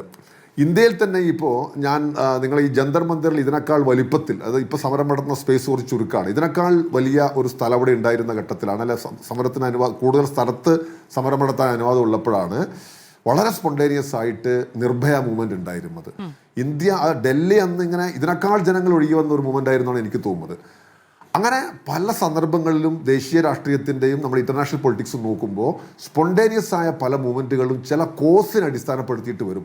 അപ്പോൾ അങ്ങനെ നമ്മൾ വരുമ്പോൾ അവർക്കിപ്പോൾ ആർട്ടിക്കിൾ 370 കുറിച്ചുള്ള അഭിപ്രായം എന്താണ്, അല്ലെങ്കിൽ ഇന്ത്യയുടെ വിവിധ വിഷയങ്ങളിലെ മറ്റഭിപ്രായം എന്താണ് എന്ന് നമ്മൾ അധികം ആലോചിച്ചിട്ട് വേവലാതിപ്പെടേണ്ടതില്ല. നമ്മൾ അതിനകത്ത് ഒരുപാട് പ്രത്യയശാസ്ത്ര കണ്ണാടിയൊന്നും കൊണ്ടുപോകേണ്ട കാര്യമില്ല. ഇനി ഇതൊരു സംഘടിത രാഷ്ട്രീയ പാർട്ടിയായിട്ട് മാറിക്കഴിഞ്ഞാൽ അവരെന്തെല്ലാം പ്രശ്നങ്ങൾ അഭിമുഖീകരിക്കുക എന്നതിനെക്കുറിച്ച് നമ്മൾ വേവലാതിപ്പെടേണ്ടതില്ല. ഇന്നിപ്പോൾ ഒരു 25 മിനിറ്റ് ഒരു രാഷ്ട്രീയ നേതാവ് ഒരു പ്രസംഗം നടത്തുമ്പോൾ ആ പ്രസംഗത്തെക്കാളൊക്കെ എത്രയോ ഭംഗിയായി പുതിയ തലമുറയെ സോക്കോൾഡ് ജൻസിയെ ആകർഷിക്കുന്നത് 1.5 മിനിറ്റുള്ള റീലാണ് എന്ന് പറയുന്ന ഒരു യാഥാർത്ഥ്യം ഒരു ഭാഗത്ത് നിൽക്കുന്നു. അപ്പോൾ അതിനെ ഫലപ്രദമായി ഉപയോഗപ്പെടുത്തിക്കൊണ്ട് ആയിരങ്ങളെ അണിനിരത്താൻ അവർക്ക് സാധിക്കുമ്പോൾ ആ മെക്കാനിസം എന്ന് പറയുന്നത്, ഇപ്പോൾ അഭിജിത്ത് ദീപ്കെ പറഞ്ഞ വേറൊരു കാര്യം SIRൻ്റെ കാര്യം കൂടിയായിരുന്നു. പക്ഷേ SIRൻ്റെ കാര്യത്തിനകത്ത് ഒരു പക്ഷേ ഇങ്ങനൊരു മൂവ്മെൻറ്റ് ആരംഭിച്ചാൽ ഈ നിലയിൽ അത് സംഭവിക്കണമെന്നില്ല. പക്ഷേ ഇത് ലക്ഷക്കണക്കായ വിദ്യാർത്ഥികളെയും യുവാക്കളുടെയും മാതാപിതാക്കളുടെയും ഒക്കെ മനസ്സ് വലിയ സ്ഥാനം പിടിച്ച ഒരു പ്രശ്നത്തെ, ഞാൻ SIR ആ നിലയിലല്ലാമല്ല കേട്ടോ പറയുന്നത്, ഞാൻ ഈ ഡിബേറ്റിന് വേണ്ടി മാത്രം പറയുന്നതാണ്. അങ്ങനൊരു പ്രശ്നത്തെ അവർ ഉന്നയിച്ചപ്പോൾ അതിന് വളരെ വലിയൊരു പിന്തുണയുണ്ടായി. ഇതിപ്പോൾ ഞാൻ മെയ് മാസം 12-ാം തീയതി രാജി ആവശ്യപ്പെട്ടുകൊണ്ട് കത്തെഴുതിയിരിക്കുന്ന ഒരാളാണ്. ഞാൻ എൻ്റെ ഒരു പാർട്ടി നേതാവ് എന്നുള്ള നിലയിലാണ്. പല നേതാക്കന്മാരും, ശ്രീ രാഹുൽ ഗാന്ധി ഉൾപ്പെടെയുള്ള പല നേതാക്കന്മാരും ആവശ്യം ഉന്നയിച്ചു. പക്ഷേ ഈ പരമ്പരാഗത പ്രസ്ഥാനങ്ങൾ ഉന്നയിക്കുന്നതിനേക്കാൾ ഭയങ്കരമായി അവരത് ചെയ്യുമ്പോൾ അതിൻ്റെ കൂടെ നിന്ന് ആ കോസിനെ സഹായിക്കലാണ് എന്നതാണ് ഞങ്ങൾ പഠിക്കുന്ന രാഷ്ട്രീയം. അതുകൊണ്ടാണ് ഞങ്ങൾ പലരും സമരപന്തലിൽ പോകാതിരുന്നത്. അപ്പോൾ അവിടെ ഇപ്പോൾ പോയ ഒരാൾ, എനിക്ക് തോന്നുന്നു എൻ്റെ MP ആയിരിക്കുന്ന, കണ്ണൂർ MP ആയിരിക്കുന്ന ശ്രീ K സുധാകരനും പിന്നെ പവൻ ഖരയുമാണ് കോൺഗ്രസിൻ്റെ ഭാഗത്ത് നിന്ന്. മറ്റു നേതാക്കന്മാർ പോയില്ല. പക്ഷെ ഞങ്ങൾ അവരുടെ സ്ഥിരമായി പോവാനും സഹായിക്കാനും അതിൻ്റെ കൂടെ നിൽക്കാനും ഞങ്ങൾക്ക് സാധിക്കുന്നത് എന്ന് പറയുന്നത് ലോകത്തിലെ പല മൂവ്മെൻറ്റുമുള്ള തിരിച്ചറിവിൻ്റെ കൊണ്ടാണ്. അപ്പോൾ ഒരു കാര്യം കൂടെ വ്യക്തമാണ്. അപ്പോൾ ഞാൻ നേരത്തെ പറഞ്ഞല്ലോ, ഇതിനിപ്പോൾ നാളെ ഇപ്പോൾ നോബൽ നേരത്തെ പറഞ്ഞപ്പോൾ ചില കാര്യങ്ങൾ പറഞ്ഞു. ഇതൊരു ഞങ്ങളെപ്പോലൊരു രാഷ്ട്രീയ പാർട്ടിയായി മാറുകയും വർഷങ്ങളായി ഒക്കെ പ്രവർത്തിക്കുകയും ചെയ്യുമ്പോൾ സ്വാഭാവികമായിട്ട് ചില പ്രശ്നങ്ങൾ വന്നു ചേരും. പല പ്രശ്നങ്ങളിലും അഭിമുഖീകരിക്കേണ്ടി വരും. അധികാരത്തിലിരിക്കുന്ന പാർട്ടികൾ അഭിമുഖീകരിക്കുമ്പോൾ ചില പ്രശ്നങ്ങളുണ്ട്. അപ്പോൾ അത് അവർക്ക് നോബലിനെ പോലുള്ള ചെറുപ്പക്കാർ മനസ്സിലാക്കട്ടെ. ഇത് ആ നിലയിൽ എളുപ്പമല്ല. ഇപ്പോൾ കനയ്യയുടെ മുൻകൈയിൽ ജവഹർലാൽ നെഹ്റു സർവകലാശാലയിൽ അതിശക്തമായ വിദ്യാർത്ഥി പ്രക്ഷോഭം ഉണ്ടായിരുന്നു. അങ്ങനെ വലിയ മുന്നേറ്റമായിരുന്നു അത്. നാഷണൽ ചാനലിലെല്ലാം അത് ലൈവ് ടെലികാസ്റ്റ് കൊടുത്തു. നിങ്ങൾ ഓർമ്മിക്കുന്നുണ്ടാവും. ഇന്ത്യ ഇളക്കി മറിച്ച ഒരു പ്രക്ഷോഭം പല ഭാഗത്തും അന്ന് നടന്നു. ദേശദ്രോഹികൾ മുത്തിരിച്ചിട്ട് ആ ചെറുപ്പക്കാരെ ജയിലിൽ അടച്ചു. പക്ഷെ ഞാൻ പറഞ്ഞ അങ്ങനെ പല മുന്നേറ്റങ്ങളും നമ്മുടെ നാട്ടിലുണ്ടായി. ഒരു സംഘടിത രാഷ്ട്രീയ പാർട്ടിയുടെ രൂപമായിട്ട് അത് മാറുമ്പോൾ അതിൻ്റെ സ്വഭാവം മാറും. പക്ഷെ ഇതൊരു സ്പോണ്ടേനിയസ് ആയ, കുറേയധികം ഓർഗാനിക് ആയിരിക്കുന്ന ഒരു മൂവ്മെൻ്റാണ്. അപ്പോൾ അതിൻ്റെ കൂടെ നിൽക്കലാണ് ഈ ഘട്ടത്തിൽ ഏറ്റവും നല്ലത് എന്ന തിരിച്ചറിവാണ് ഇടതുപക്ഷ പ്രസ്ഥാനങ്ങളെ മുന്നോട്ട് നയിച്ചത്. അതുകൊണ്ടാണ് അശുതോഷ് ഷാങ്ക അദ്ദേഹത്തിൻ്റെ ഇന്നലത്തെ പ്രസ്താവനക്കകത്ത് 2 സംഘടനകളുടെ പേരെടുത്ത് പറഞ്ഞത്. ഞാൻ അപ്പോൾ പറയുന്നത്, അതുകൊണ്ട് ചോദിച്ച ചോദ്യത്തിന് അതിൻ്റെ നമ്മൾ ഒരുപാട് പ്രത്യയശാസ്ത്ര വിവക്ഷകളിലേക്കും മറ്റു കാര്യങ്ങളിലേക്കും നമ്മൾ പോകേണ്ടതില്ല. ഉന്നയിക്കുന്ന ആവശ്യം വളരെ ശരിയാണ്. അത് ഇന്ത്യയുടെ ഒരു ആവശ്യമായിട്ടത് പരിണമിച്ചു. ഞങ്ങൾ പാർലമെൻറ്റിനകത്ത് ഉന്നയിക്കാൻ നല്ലതുപോലെ പരിശ്രമിച്ചു, പുറത്ത് അംഗങ്ങൾ ഉന്നയിച്ചു. പക്ഷേ ഇത് വലിയൊരു മുന്നേറ്റമായി വന്നപ്പോൾ അതിൻ്റെ കൂടെയും ഞങ്ങൾ നിന്നു എന്നതാണ് വസ്തുത. അതുകൊണ്ട് അത്തരം ഘട്ടങ്ങൾ, പക്ഷെ അത് എല്ലാ ഘട്ടങ്ങളിലും ഉയർന്നു വരണമെന്നില്ല. ഇനിയിപ്പോൾ ശ്രീ നോബൽ നേരത്തെ പറഞ്ഞു, അത് ചെറുപ്പക്കാരുടെ കൂട്ടായ്മ ഭംഗിയായിട്ട് മുന്നോട്ട് പോകട്ടെ. പക്ഷേ അവരിപ്പോൾ പറഞ്ഞ പോലെ SIRൻ്റെ കാര്യത്തിലാണ് ഇങ്ങനൊരു മുന്നേറ്റം സംഘടിപ്പിക്കുന്നതെങ്കിൽ ഒരുപക്ഷെ ഇങ്ങനെ യുവാക്കളെയും വിദ്യാർത്ഥികളെയും ആകർഷിക്കാൻ കഴിയണമെന്നില്ല. വളരെ ഇപ്പോൾ 6 കോടി ഇന്ത്യക്കാർ പുറത്തായ ഒരു കാര്യമാണ്. അപ്പോൾ ഞാൻ പറഞ്ഞ ആ ഇഷ്യൂ ബേസ്ഡ് കൂടിയാണത്. അത് ഇന്ത്യയുടെ രാഷ്ട്രീയ ജീവിതത്തിനകത്ത് ചില ഘട്ടങ്ങളിൽ സംഭവിച്ചിട്ടുണ്ട്. ഇപ്പോൾ അണ്ണാ ഹസാരെ മൂവ്മെൻറ്റ് ഉണ്ടായി, ഞാൻ JNUവിൻ്റെ മൂവ്മെൻറ്റിൻ്റെ കാര്യം പറഞ്ഞു, അതിനു മുമ്പ് നിർഭയ മൂവ്മെൻറ്റ് ഉണ്ടായി ദേശീയ രാഷ്ട്രീയത്തിൽ. അപ്പോൾ അത് അതേപോലെ എല്ലാ ഘട്ടങ്ങളിലും തുടരണം എന്നില്ല. പക്ഷേ CJP മുന്നേറ്റം ഉണ്ടാക്കിയിരിക്കുന്ന വലിയൊരു കാര്യം എന്ന് പറയുന്നത്, ഇന്നലെയും പലരും പറഞ്ഞതുകൊണ്ട് ഞാൻ ആ കാര്യങ്ങളിലേക്ക് പോകുന്നില്ല, കാരണം നമ്മളെ വ്യൂവേഴ്സൊക്കെ ഏതാണ്ട് സമാനമായിരിക്കുമല്ലോ. ഭയത്തിൻ്റെ അന്തരീക്ഷം ഇന്ത്യൻ രാഷ്ട്രീയത്തിൽ നിന്ന് മാറ്റിയെടുക്കുന്നതിൽ വലിയ പങ്കുവഹിച്ചു എന്നുള്ളതാണ്. പിന്നെ എക്സ്റ്റേണൽ ഈ ഏജൻസീസിനെ ഉപയോഗിച്ചുകൊണ്ടുള്ള വേട്ടയാടലിനൊന്നും ഒരു പ്രസക്തിയില്ല എന്ന് തെളിയിച്ചു എന്നതാണ്. വടക്കേ ഇന്ത്യയിലുള്ള ബേസായിരിക്കുന്ന ഡൽഹി ബേസ്ഡ് ആയിരിക്കുന്ന മെയിൻ സ്ട്രീം മീഡിയ എന്ന് പറയുന്നത് അങ്ങ് പൊളിഞ്ഞ് പാളീസായി പോയിരിക്കുന്നു എന്നതാണ്. അപ്പോൾ ഇത് ജനങ്ങൾക്കാകെ വലിയ പ്രതീക്ഷ നൽകുന്ന ഒരു മൂവ്മെൻ്റ് ആയിട്ട് മാറി. അതിന് ഈ ചെറുപ്പക്കാർ നിമിത്തമായി എന്നതാണ്. പക്ഷെ അവർ നാളെ CPIയെയും CPMനെയും കോൺഗ്രസിനെയും പോലൊരു രാഷ്ട്രീയ പാർട്ടിയായിട്ട് മാറാൻ ശ്രമിക്കുമ്പോൾ സ്വാഭാവികമായിട്ടും അവരെ ധാരാളം പുതിയ പ്രശ്നങ്ങൾ അഭിമുഖീകരിക്കേണ്ടി വരും. അപ്പൊ അതിന്റെ തലം മാറും. അപ്പൊ അതാണ് താങ്കൾ ചോദിച്ച ചോദ്യത്തിനുള്ള എന്റെ ഉത്തരം. ശരി, ശ്രീ AK നടരാജ്, ഇപ്പം കഴിഞ്ഞ കുറെ കാലമായിട്ട് ഈ ഇന്റർനെറ്റ് ഇത്രത്തോളം അക്സസിബിൾ ആയതിനു ശേഷം BJP ഹാൻഡിലുകൾക്ക് സമൂഹ മാധ്യമ ഇടങ്ങളിൽ ഉണ്ടാകുന്ന ഒരു അപ്രമാദിത്വം, ദേശീയ തലത്തിലാണ് ഞാൻ പറയുന്നത്, അപ്രമാദിത്വമുണ്ട്. അത് വലിയ തോതിൽ ചോദ്യം ചെയ്യപ്പെട്ടിരിക്കുന്നു ജൻസിക്ക് മുന്നിൽ എന്നത് പ്രധാനമാണ്. അതുകൊണ്ട് തന്നെയാണ് എന്നാണ് ഞാൻ വിചാരിക്കുന്നത്. പ്രധാനമന്ത്രി മന്ത്രിമാരോടടക്കം സമൂഹ മാധ്യമങ്ങളിൽ സജീവമാകാൻ ആവശ്യപ്പെടുന്നു. അദ്ദേഹം തന്നെ ഇതിന് ഈ മറുപടി പറയാൻ സമൂഹ മാധ്യമങ്ങളെ തിരഞ്ഞെടുക്കുന്നു. പാർലമെന്റ് അപ്പുറത്ത് നിൽക്കുന്നുണ്ട്, പ്രതിപക്ഷം അപ്പുറത്ത് നിൽക്കുന്നുണ്ട്, മാധ്യമങ്ങൾ അപ്പുറത്ത് നിൽക്കുന്നുണ്ട്. നരേന്ദ്രമോദി എന്ത് പറഞ്ഞിട്ടുണ്ടെങ്കിലും ധർമ്മേന്ദ്ര പ്രധാൻ രാജിവെച്ചു എന്ന് സൂക്ഷിച്ചു നോക്കിയാൽ മാത്രം കാണുന്ന അക്ഷരങ്ങളിലാണ് ദേശീയ മാധ്യമങ്ങൾ ബ്രേക്ക് ചെയ്തുകൊണ്ടിരുന്നത്. പക്ഷെ പ്രധാനമന്ത്രി എന്ത് പറഞ്ഞിട്ടുണ്ടെങ്കിലും മണിക്കൂറുകൾ ചർച്ച ചെയ്യാൻ പോകുന്ന, ഈ രാജ്യം അറിയാൻ താല്പര്യപ്പെടുന്ന ഏറ്റവും പ്രധാനപ്പെട്ട വിഷയം ഇതാണ് എന്ന് പറഞ്ഞുകൊണ്ടേയിരിക്കാൻ തയ്യാറാകുന്ന ദേശീയ മാധ്യമങ്ങളുടെ വലിയ കൂട്ടായ്മ അപ്പുറത്തുണ്ട്. പക്ഷേ അതിനൊക്കെ അപ്പുറത്തേക്ക് ആശയങ്ങളെ കൃത്യമായി നേരത്തെ ശ്രീ സന്തോഷ് കുമാർ പറഞ്ഞതുപോലെ 30 സെക്കൻഡോ 40 സെക്കൻഡോ 1 മിനിറ്റിൽ കുറവോ ഉള്ള വീഡിയോകളിലൂടെ പ്രചരിപ്പിക്കാൻ കഴിഞ്ഞിരിക്കുന്നു. സമൂഹ മാധ്യമ രംഗത്തുള്ള BJPയുടെ അപ്രമാദിത്വം കൂടി ചോദ്യം ചെയ്യപ്പെടുകയാണോ? ഒന്നുമില്ല മാധു. അതായത് ഈ ഡിജിറ്റൽ മീഡിയയെ ഏറ്റവും ഫലപ്രദമായിട്ട് അതിൻ്റെ തുടക്കകാലത്ത് ഉപയോഗിച്ചു വന്നിട്ടുള്ള നേതാവാണ് നരേന്ദ്രമോദി. അപ്പോൾ അന്ന് മറ്റു പല നേതാക്കന്മാർക്കും അതുപോലെ തന്നെ നമ്മുടെ സെലിബ്രിറ്റീസിനൊന്നും വേണ്ടായിരുന്നു ഡിജിറ്റൽ മാധ്യമങ്ങൾ. ആ സമയത്ത് ഉപയോഗിച്ച് തുടങ്ങുകയും ഏറ്റവും കൂടുതൽ ഫോളോവേഴ്സ് എല്ലാ ഡിജിറ്റൽ പ്ലാറ്റ്ഫോംസിലുള്ള നേതാവാണ് നരേന്ദ്രമോദി. അപ്പോൾ അദ്ദേഹം ഈ സമയത്ത് എന്തുകൊണ്ട് തിരഞ്ഞെടുത്തു എന്ന് വെച്ചിട്ടുണ്ടെങ്കിൽ നമുക്കറിയാം സ്വാഭാവികമായിട്ടും ജെൻസിയാണ് അപ്പുറത്തുള്ളത് കൂടുതൽ. അപ്പോൾ അതുകൊണ്ട് അവരോട് പ്രതികരിക്കാൻ ഏറ്റവും നല്ല മാധ്യമം ഇതാണ്. അപ്പോൾ അതുകൊണ്ട് ആ രീതിയിൽ അതിൽ ഉപയോഗിച്ചു എന്നുള്ളതാണ്. പിന്നെ അതുപോലെ ദേശീയ മാധ്യമങ്ങൾ ധർമ്മേന്ദ്ര പ്രധാൻ രാജി വാർത്ത കൊടുത്തില്ല എന്ന് പറയുന്നത് എനിക്ക് എൻ്റെ കാഴ്ചയിൽ ശരിയായിട്ട് തോന്നുന്നില്ല. ഞാൻ ഇന്നലെ മിനിയാന്നൊക്കെ ഡൽഹിയിലുണ്ടായിരുന്നു. അപ്പോൾ നല്ല രീതിയിൽ ദേശീയ മാധ്യമങ്ങൾ ഈ വാർത്ത കൊടുത്തിട്ടുണ്ട്. പിന്നെ അതുപോലെ തന്നെ അതുമായി ബന്ധപ്പെട്ടുള്ള വാർത്തകൾ കൊടുത്തിട്ടുണ്ട്, മറ്റ് സമരവും കൊടുത്തിട്ടുണ്ട്. പിന്നെ അതിനെക്കുറിച്ച് ഡിബേറ്റബിൾ, നമുക്കിപ്പോൾ CJPക്ക് അവരുടെ വാർത്ത കൊടുത്തിട്ടില്ല എന്ന് തോന്നുന്നുണ്ടെങ്കിൽ മാധ്യമങ്ങളെ വിമർശിക്കാനുള്ള സ്വാതന്ത്ര്യം പ്രേക്ഷകനോ അല്ലെങ്കിൽ വായനക്കാരനോ ഉണ്ട്. അങ്ങനെ വിമർശിക്കട്ടെ എന്നുള്ളതല്ലാതെ ആ രീതിയിലൊരു സാധനം ഞാൻ കണ്ടിട്ടില്ല. ഇനി മാത്രമല്ല, ഇപ്പം സാമൂഹ്യ മാധ്യമങ്ങളെ ഇപ്പം പുതിയ സാഹചര്യത്തിൽ BJP കൂടുതലായിട്ട് ഉപയോഗിക്കുന്നു എന്ന് പറയുന്നതിനകത്തും കാര്യമില്ല. നേരത്തെ തൊട്ടേ ഉണ്ട്, സജീവമാണ് BJP ഹാൻഡിലുകളൊക്കെ. ആ ഹാൻഡിലുകളിലൊക്കെ ഇതിന് വിരുദ്ധമായിട്ടുള്ള രീതിയിലുള്ള ചിത്രങ്ങൾ അല്ലെങ്കിൽ ദൃശ്യങ്ങളും വരുന്നുണ്ട്, വിവരണങ്ങൾ വരുന്നുണ്ട്. ഈ സമരത്തിന് മറുവശമുണ്ട്. അപ്പോൾ അത് ചർച്ച ചെയ്യപ്പെട്ടിട്ടുണ്ട്, ഇപ്പോഴും ചർച്ച ചെയ്യപ്പെടുന്നുണ്ട്. പക്ഷേ അതേസമയം ഈ പ്രശ്നത്തിൽ എന്താണെന്ന് വെച്ചിട്ടുണ്ടെങ്കിൽ ഇത് നമ്മുടെ ഇവിടെ പലരും സൂചിപ്പിച്ചതുപോലെ യുവാക്കളുടെ ഒരു പ്രശ്നവുമായിട്ട് അവർ മുന്നോട്ട് വന്നതാണ്. അതിനെ തീർത്തും ജനാധിപത്യപരമായ രീതിയിൽ കേന്ദ്ര സർക്കാർ അതിനെ കൈകാര്യം ചെയ്തു. നരേന്ദ്രമോദിയെ സംബന്ധിച്ചിടത്തോളം ധർമ്മേന്ദ്ര പ്രധാൻ എന്നൊരു മന്ത്രിയെ ഒഴിവാക്കുക എന്നുള്ളത് അദ്ദേഹത്തിന് വളരെ പ്രധാനപ്പെട്ട കാര്യമാണ്. കാരണം അദ്ദേഹത്തിന്റെ എന്താ പറയുക, ഒരു കൈവെട്ടി മാറ്റുന്ന പോലെ എന്ന് പറയാവുന്ന അത്രയും അദ്ദേഹത്തോട് പേടിയും ഒന്നുമില്ല. അങ്ങനെ ആയിരുന്നെങ്കിൽ എന്തിനാണ് ഈ ജന്തർ മന്ദറിന് ചുറ്റുമുള്ള ഇന്റർനെറ്റ് മുഴുവനും വിച്ഛേദിച്ചത്? മണിക്കൂറുകൾ അവർക്ക് ആശയവിനിമയം നടത്താനുള്ള മാർഗം പോലും ഇല്ലാതാക്കിയത് എന്തിനായിരുന്നു? എല്ലായിടത്തും പറ്റുന്ന ഏറ്റവും പ്രധാനപ്പെട്ട ആയുധമാണല്ലോ.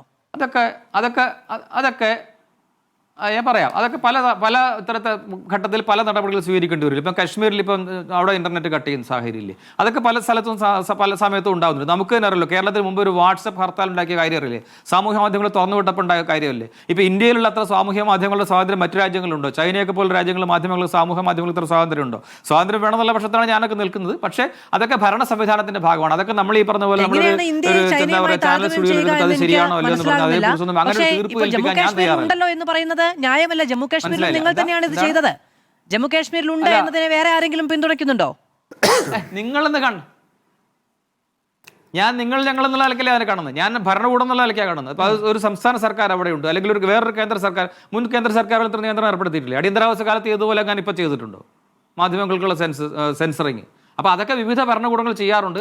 അതിന് നമുക്ക് ഡിബേറ്റ് ചെയ്യാം. പക്ഷെ അത് വേറെ തലത്തിലാണ് ചർച്ച ചെയ്യേണ്ടത്. ഇതുമായിട്ട് ബന്ധപ്പെടുത്തി ചെയ്യാൻ കഴിയില്ല. ഒരു സെൻസിറ്റീവ് സാഹചര്യം നിശ്ചിതമായി വിമർശിച്ച പാർട്ടിയല്ലേ, പിന്നെ എങ്ങനെയാണ് നിങ്ങൾക്കത് അന്ന് അവർ ചെയ്തില്ലേ എന്ന് ന്യായീകരിക്കാൻ കഴിയുന്നത്? BJP അടിയന്തരാവസ്ഥ കൊണ്ടുവരികയോ അല്ലെങ്കിൽ സെൻസറിംഗ് ഓഫീസറെ വെച്ചിട്ട് കണ്ടന്റ് പരിശോധിച്ചിട്ട് പുറത്തുവിടാവുമോ എന്ന് പറഞ്ഞിട്ടുമില്ല. ഈ അവസരത്തിൽ സമൂഹ മാധ്യമങ്ങൾക്ക് പ്രചരിക്കാൻ ഏറ്റവും ആവശ്യമായത് ഇന്റർനെറ്റ് ആണ്. അത് നിരോധിച്ചുകൊണ്ട് പിന്നെ സെൻസറിംഗ് ഇല്ല എന്ന് പറഞ്ഞാൽ ഒരു നിമിഷം ശ്രീ സന്തോഷ് കുമാർ അങ്ങോട്ട് എന്ത് ചോദിക്കാനുണ്ട്? ഞാൻ നോക്ക്, ഇപ്പൊ ഇവിടെ കേരളത്തിൽ ഒരാൾക്കെതിരെ ഇപ്പൊ കേസെടുത്തില്ല, ഒരാൾക്കെതിരെ ഒരു ഇൻഫ്ലുവൻസർക്കെതിരെ. എന്താ അദ്ദേഹം പറഞ്ഞത്? അപ്പൊ അങ്ങനെയൊക്കെയുള്ള സാഹചര്യം ഉണ്ടാവും, വലിയ പ്രശ്നങ്ങൾ ഉണ്ടാവില്ലേ അവിടെ? അതിപ്പോ ആർക്കും ഗുണകരമാകുന്നില്ലല്ലോ.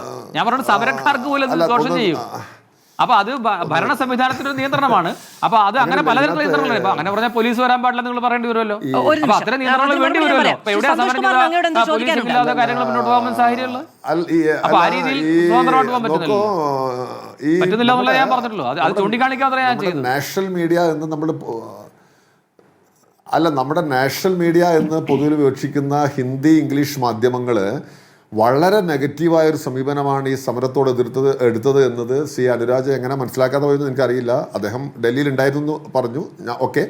പക്ഷെ അത് ഇപ്പൊ എവിടുന്ന് കണ്ടാലും ഞാൻ കണ്ടിട്ടുണ്ട്. കുറച്ചു കാലം മാധ്യമപ്രവർത്തന പരിചയമുള്ളതാണ്. അല്ലാതെ അങ്ങക്ക് മാധ്യമപ്രവർത്തന പരിചയമില്ല, എനിക്ക് മാധ്യമപ്രവർത്തന പരിചയമുണ്ട്. അപ്പൊ എന്റെ അഭിപ്രായം ഞാൻ പറഞ്ഞത് അങ്ങക്ക് വിയോജിക്കുന്നതിന് വിരോധമൊന്നുമില്ല. എന്റെ അഭിപ്രായം ഞാൻ പറഞ്ഞത് ഇവിടെ മാധു ആണെന്ന് നേരത്തെ പറഞ്ഞത് ദേശീയ മാധ്യമങ്ങൾ ധർമ്മേന്ദ്ര പ്രധാന്റെ വാർത്ത രാജിവെച്ചു എന്നുള്ള വാർത്ത ചെറുതായിട്ട് കൊടുത്തിട്ടുണ്ട്. ചെറുതായിട്ടല്ല ഞാൻ കണ്ടത്, ഞാൻ വലുതായിട്ട് തന്നെ കണ്ടു. അതുകൊണ്ടാണ് ഞാൻ പറഞ്ഞത് അങ്ങനെയല്ല. സീയിങ് ഈസ് ബിലീവിംഗ്, കാണുന്നതല്ലേ വിശ്വസിക്കാൻ. ഞാൻ അതിന് മറുപടി പറയാം. അദ്ദേഹം ഒന്ന് ചോദിക്കട്ടെ. നിങ്ങൾ പറയും.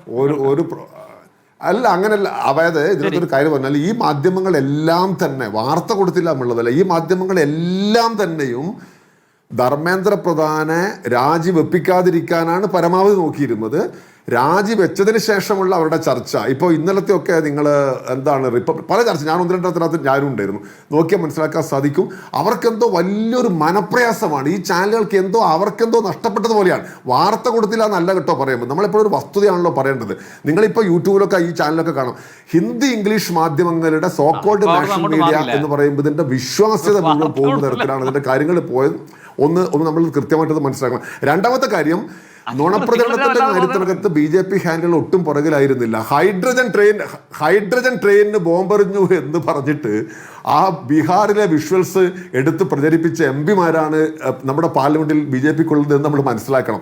അതുകൊണ്ട് അങ്ങ് പറയുന്നത് പോലെയല്ല, ഈ സമരത്തോട് ഏറ്റവും നിഷേധാത്മകമായ സമീപനവും അതിനെ തകർക്കാൻ എന്തെല്ലാം ഫണ്ടിങ് ആണ്, Pakistan funding, China funding, American funding, American deep state, ഇതൊക്കെ പറഞ്ഞിട്ടും അവസാനം പരാജയപ്പെട്ടു എന്ന് പറയുന്നത് അതിന്റെ ജാള്യത മറക്കാൻ വേണ്ടിയാണ്. വളരെ ഡെമോക്രാറ്റിക് ആയിട്ടാണ് പ്രധാനമന്ത്രി ഇതിനെ കണ്ടെന്ന് പറയുന്നത്. ജാള്യതൊക്കെ CPIക്ക്. കാരണം എന്താണ്, CPI വരണം ചെയ്യണമെന്ന് വെച്ച സമരം കൊണ്ട് CJPക്കാർ പോയി. അപ്പൊ ജാള്യതൊക്കെ CPIക്കേ ഉള്ളൂ. അത് BJPയുടെ പേരിലൊന്നും ആരോപിക്കാൻ നടക്കണ്ട എന്ന് മാത്രമല്ല, ഇതിനകത്ത് അങ്ങനത്തെ ഒരു പ്രശ്നം ആരോപിച്ചിട്ടുമില്ല. പിന്നെ മാധ്യമങ്ങൾ ശരിയായ വഴിക്കാണല്ലോ മാധ്യമങ്ങൾ തീരുമാനിച്ചോളൂ. മാധ്യമങ്ങളെ കുറിച്ച് വല്ലാതെ ഇനിയിപ്പോ നിങ്ങൾ CPI നേതാക്കന്മാർ ആശങ്കപ്പെടാൻ എനിക്ക് തോന്നുന്നില്ല. മാധ്യമങ്ങളെ നമ്മൾ എന്നോ വ്യവസായമായിട്ട് അംഗീകരിച്ചതാ, സ്വകാര്യ സ്ഥാപനങ്ങളാണ്. അപ്പൊ അവരെന്ത് ചെയ്യണമെന്നുള്ള അവർ തീരുമാനിച്ചോട്ടെ. പിന്നെ ഇപ്പൊ മാധ്യമങ്ങൾ പറഞ്ഞത് ശരിയാകുമെന്ന് വെച്ചാൽ വ്യത്യസ്തമാണ് എന്നതാണ്. ഇവിടെ രാഷ്ട്രീയ പാർട്ടികളുടെ ബാഹുല്യമാണ്. ഇപ്പൊ കേരളം അടക്കമുള്ള ഇടങ്ങളിലൊക്കെ ഈ വിഷയത്തിൽ പ്രതിഷേധിക്കുന്ന പലരും വിവിധ രാഷ്ട്രീയ പാർട്ടികളിലുള്ള ആളുകളാണ്. അതിലിപ്പോൾ കേന്ദ്ര സർക്കാരിനെതിരെ ആയതുകൊണ്ട് BJPയുടെ യുവജനങ്ങൾ ഒഴികെ മറ്റെല്ലാ രാഷ്ട്രീയ പാർട്ടികളുടെയും യുവാക്കൾ CJPക്ക് അനുകൂലമായ ഐക്യദാർഢ്യ പ്രകടനങ്ങളിൽ മറ്റ് രാഷ്ട്രീയ ഭേദമില്ലാതെ അണിചേർന്നിട്ടുണ്ട്. ഇവരെ ഉൾക്കൊള്ളുന്നതിലും ആ ആവശ്യങ്ങൾ അല്ലെങ്കിൽ അവരുടേതായിട്ടുള്ള പ്രശ്നങ്ങളെ അഭിസംബോധന ചെയ്യുന്നതിലും എന്താണ് നിലവിലത്തെ രാഷ്ട്രീയ പാർട്ടികൾക്കുള്ള പ്രതിസന്ധി, പരിമിതി? തീർച്ചയായിട്ടും ഈ ഒരു സമരത്തിന് നമ്മളോടൊപ്പം ഭാഗവാക്കായ എല്ലാ രാഷ്ട്രീയ നേതാക്കന്മാരോടും ഞങ്ങൾക്ക് അകമഴിഞ്ഞ നന്ദിയുണ്ട്. അവരുടെ ശബ്ദം ഞങ്ങളുടെ ശബ്ദത്തിന് കുറച്ചുകൂടെ ഊർജ്ജം പകർന്ന് നൽകിയിട്ടൊന്നും എന്നുള്ളതിൽ ഒരു സംശയവുമില്ല. പക്ഷേ ഞങ്ങളൊക്കെ ചിന്തിക്കുന്നത്, ഇപ്പോൾ രാഹുൽ ഗാന്ധി ഞങ്ങളുടെ സമരത്തിൽ വന്നു, കോൺഗ്രസ് നേതാവായ അല്ലെങ്കിൽ ഇന്ത്യയുടെ പ്രതിപക്ഷ നേതാവായ രാഹുൽ ഗാന്ധി ഞങ്ങളുടെ ഒപ്പം കൂടിയെന്നല്ല ഞങ്ങൾ കരുതുന്നത്. ഇന്ത്യയിലെ യുവാക്കളുടെ ഒരു മൂവ്മെൻ്റായ CJPക്കൊപ്പം കൂടിയ രാഹുൽ ഗാന്ധി, അല്ലെങ്കിൽ ഇന്ത്യയിലെ യുവാക്കളുടെ മൂവ്മെൻറ്റിനൊപ്പം കൂടിയ John Brittas MP, A Rahim MP, ഇങ്ങനെ കാണാനാണ് ഞങ്ങൾ ആഗ്രഹിക്കുന്നത്. ഞങ്ങളുടെ ആശയത്തിനൊപ്പം പങ്കുചേരണം, അതിന് കൂട്ടായിട്ട് നിൽക്കുന്നവർക്കൊപ്പം ഞങ്ങൾ ഉണ്ടാവും. CJP എന്ന മൂവ്മെൻറ്റ് സ്റ്റാർട്ട് ചെയ്തത് ഒരു മീമിൽ നിന്നാണ്. ഇനി മുമ്പോട്ടുള്ള കാര്യത്തിൽ കൂടെ പറയുകയാണ്, CJP എന്നുള്ള പാർട്ടി സ്റ്റാർട്ട് ചെയ്തത് ഒരു മീമിൽ നിന്നാണ്. അന്ന് എല്ലാവരും കളിയാക്കി, യുവമാർ എന്ത് കോമഡിയാണ് കാണിക്കാൻ പോകുന്നത്, ഇവരെ കൊണ്ട് എന്ത് ചെയ്യാൻ പറ്റുമെന്ന് പറഞ്ഞ് കളിയാക്കിയിരുന്നു. അത് കഴിഞ്ഞൊരു ഇൻസ്റ്റാഗ്രാം പേജ് സ്റ്റാർട്ട് ചെയ്തു, അപ്പോഴും എല്ലാവരും കളിയാക്കി. അതിനൊരുപാട് ഫോളോവേഴ്സ് വന്നപ്പോഴും പറഞ്ഞു ഇവരെ കൊണ്ടൊന്നും ചെയ്യാൻ പറ്റില്ല എന്ന്. കേരളത്തിൽ ഞങ്ങളടക്കമുള്ള പലരും CJPയുടെ പല കേരള എന്നൊക്കെ പറഞ്ഞൊരു പേജുകൾ സ്റ്റാർട്ട് ചെയ്തു. അന്നും ഒരുപാട് പേര് കളിയാക്കി. പക്ഷേ അന്ന് കളിയാക്കിയവർക്കുള്ള മറുപടിയാണ് ഞങ്ങൾ ഇന്നലെ കൊടുത്തത്. ഇപ്പോൾ അവർക്കുണ്ടായിരിക്കുന്ന ഒരു പേടിയുണ്ട്. ഇന്നിപ്പോൾ ഒരു പേജ് സ്റ്റാർട്ട് ചെയ്തിട്ടുണ്ട് പുതിയതായിട്ട്, E20 ജനതാ പാർട്ടി. അന്ന് നേരിട്ട കളിയാക്കലുകളല്ല ഞങ്ങൾ നേരിടുന്നത്. അടുത്തൊരു വിപ്ലവം വരാൻ പോകുന്നു എന്നാണ്. അതിനൊപ്പം നിൽക്കുന്ന ഏത് രാഷ്ട്രീയ പാർട്ടിയിലെ പ്രവർത്തകരായാലും ഏത് രാഷ്ട്രീയ പാർട്ടിയിൽ വിശ്വസിക്കുന്ന യുവാക്കളായാലും ഞങ്ങൾക്ക് സന്തോഷമേ ഉള്ളൂ. അവർ ഞങ്ങളുടെ ആശയത്തിനൊപ്പം നിൽക്കുമെങ്കിൽ മാത്രം. രാഷ്ട്രീയ ലക്ഷ്യങ്ങൾ മുന്നിൽ കണ്ടുകൊണ്ട് അവർ നമുക്കൊപ്പം കൂടുമെങ്കിൽ അവർക്കൊപ്പം കൂട്ടായി ഞങ്ങൾ ഉണ്ടാവില്ല. നിതിൻ, മറ്റൊരു കാര്യം കൂടി, ഇപ്പം ഒരു വലിയ രാഷ്ട്രീയ സമരം, വ്യത്യസ്തമായ ചില ആശയങ്ങൾ, ആവശ്യങ്ങൾ, ഇതൊക്കെ അംഗീകരിക്കപ്പെട്ടിരിക്കുന്നു. സാധാരണഗതിയിലാണെങ്കിൽ പിറ്റേ ദിവസം എന്താണ് അടുത്ത രാഷ്ട്രീയ പരിപാടി, എന്താണ് ഫ്യൂച്ചർ പ്രോജക്റ്റ്, എന്താണ് ഇനി മുന്നോട്ടുള്ള തീരുമാനങ്ങൾ, ഇതൊക്കെ പ്രഖ്യാപിക്കുകയാണ്. ഇതിപ്പോ ഇങ്ങനെ ഒരു ആവശ്യത്തിന് വേണ്ടി ഒത്തുകൂടിയ ആളുകൾ പല വഴിക്ക് പിരിഞ്ഞു പോയിരിക്കുന്നു എന്ന് വിചാരിക്കേണ്ടതുണ്ടോ? ഒരിക്കലില്ല. ഇത് ഇന്നലെ മുതലേ ഞങ്ങൾ ഒരുപാട് പേര് കേൾക്കുന്ന ഒരു ക്വസ്റ്റ്യനാണ്, CJP ഒരു രാഷ്ട്രീയ പാർട്ടിയായിട്ട് മാറുമോ, ഇതിൻ്റെ ഭാവി എന്താണെന്ന്. അങ്ങനെ അല്ലാതിരിക്കാൻ ഇതിന് അങ്ങനെ ഒരു രാഷ്ട്രീയ പാർട്ടിയായിട്ട് പോയാൽ ഈ ഞങ്ങളെ സപ്പോർട്ട് ചെയ്തുകൊണ്ട് നിൽക്കുന്ന യുവാക്കൾ ഇതിൽ നിന്നും വീണ്ടും പിന്തിരിഞ്ഞു പോകും. കാരണം കക്ഷി രാഷ്ട്രീയത്തിൻ്റെ പൊറാട്ട് നാടകങ്ങൾ കണ്ടു മടുത്തത് കൊണ്ടാണ് അവരോട് നിങ്ങൾക്ക് രാഷ്ട്രീയമുണ്ടോ എന്ന് ചോദിച്ചാൽ അവർ ഞങ്ങൾക്ക് രാഷ്ട്രീയമില്ല എന്ന് പറയുന്നത്. ഞങ്ങളുടെ ഈ മൂവ്മെൻറ്റ്, ഞാൻ നേരത്തെ പറഞ്ഞ വാക്കുകൾ വീണ്ടും ആവർത്തിക്കുന്നു, ഞങ്ങളുടെ ഈ ഉറച്ച ശബ്ദത്തിനൊപ്പം നിൽക്കാൻ യുവാക്കൾ വന്നു എന്നുള്ളത് തന്നെയാണ് ഞങ്ങളുടെ വിജയം. അത് ഇന്ന് ഞങ്ങളൊന്നും ചെയ്തില്ല എന്ന് വെച്ച് നാളെ ഇന്നലെ എല്ലാം കഴിഞ്ഞു ഞങ്ങൾ അവസാനിപ്പിച്ചു എന്നല്ല അതിൻ്റെ അർത്ഥം. നാളെ വീണ്ടും ഞങ്ങളുടെ മൂവ്മെൻറ്റുകൾ, ഞങ്ങളുടെ ശബ്ദങ്ങൾ വീണ്ടും തുടരുകയും ചെയ്യും. ഇതൊരിക്കലും അവസാനിക്കുകയില്ല. ഓക്കെ, ശരി. ശ്രീ രാജു പി നായർ, ഒരു ലിസ്റ്റ് ഓഫ് ഇഷ്യൂ ഉണ്ടായിരുന്നു ഈ പാർലമെന്റ് സമ്മേളനത്തിന് തുടങ്ങുന്നതിന് മുൻപ്. അത് അയോധ്യ പ്രശ്നമുണ്ടായിരുന്നു, അങ്ങനെ പല വിഷയങ്ങളുണ്ടായിരുന്നു. അതിൽ നേരത്തെ ശ്രീ സന്തോഷ് കുമാർ ചൂണ്ടിക്കാണിച്ചതുപോലെ വളരെ കൃത്യമായി നീറ്റ് പരീക്ഷ എന്ന പ്രശ്നവും നീറ്റ് പരീക്ഷാ ക്രമക്കേട് എന്ന വിഷയവുമാണ് പാർലമെന്റിൽ ഉന്നയിച്ചിരിക്കുന്നത്. ഇനി മറ്റു വിഷയങ്ങളിലേക്ക് കടക്കുമോ, അതോ രാഹുൽ ഗാന്ധി അടക്കം ഉന്നയിച്ച പ്രധാനമന്ത്രി മാപ്പു പറയണം, പ്രധാനമന്ത്രി പ്രസ്താവന നടത്തണം, ചർച്ച വേണം തുടങ്ങിയ ആവശ്യങ്ങളിൽ ഒരു ഉറച്ചു നിൽക്കുമോ? അല്ല, തീർച്ചയായിട്ടും ഇതിനകത്ത് എന്ത് സമീപനം എടുക്കണം എന്നുള്ളത് ഇപ്പോൾ ഇന്ത്യ സഖ്യം മുഴുവനായിട്ട് കൂട്ടായി ചേർന്ന് അതിനകത്ത് എടുക്കേണ്ട തീരുമാനങ്ങൾ എടുക്കും. അതുകൊണ്ട് പ്രതിപക്ഷത്തെ സംബന്ധിച്ചതിനകത്ത് ആശയക്കുഴപ്പമൊന്നുമില്ല. നോക്കൂ, ഇത് നടക്കുമ്പോൾ തന്നെ ഇന്ത്യ മുന്നണിയുടെ കെട്ടുറപ്പോട് കൂടിയുള്ള സമരവും കൂടി നമ്മൾ കണ്ടാണ്. പിന്നെ ഞാൻ മറ്റ് ഒന്ന് രണ്ട് കാര്യങ്ങൾ മാത്രം പറയാം. ഇവിടെ ഒന്ന് അങ്ങ് സൂചിപ്പിച്ച അടിയന്തരാവസ്ഥയ്ക്ക് BJP എതിരായിരുന്നു പറഞ്ഞു, അത് വാസ്തവവിരുദ്ധമാണ്. RSS അടിയന്തരാവസ്ഥയെ പിന്തുണയ്ക്കുകയായിരുന്നു എന്നുള്ളത് നമുക്ക് ചരിത്രത്തിൽ നോക്കിയാൽ അറിയാൻ പറ്റും. പിന്നെ ഒന്ന് പറഞ്ഞത് ദേശീയ മാധ്യമങ്ങളെ കുറിച്ചാണ്. നോക്കൂ, ഈ സമരത്തിൽ നമ്മൾ കണ്ട മറ്റൊരു എലമെന്റ് ഇതാണ്. ദേശീയ മാധ്യമങ്ങളെയൊക്കെ, സത്യം പറഞ്ഞാൽ ദേശീയ മാധ്യമങ്ങളെ മുഴുവൻ പോയി നിങ്ങളുടെ സർസംഘചാലക്ക് ദേവരശന്റെ പുസ്തകം വായിക്കും, വെറുതെ വല്ലതൊക്കെ വന്നിരുന്ന് പറയല്ലേ. ഇപ്പൊ ഈ ദേശീയ മാധ്യമങ്ങളെ പോലും അവിടെ വെച്ച് വളരെ എന്താ പറയാ അപ്രസക്തമാക്കുന്ന രാജ്യത്ത്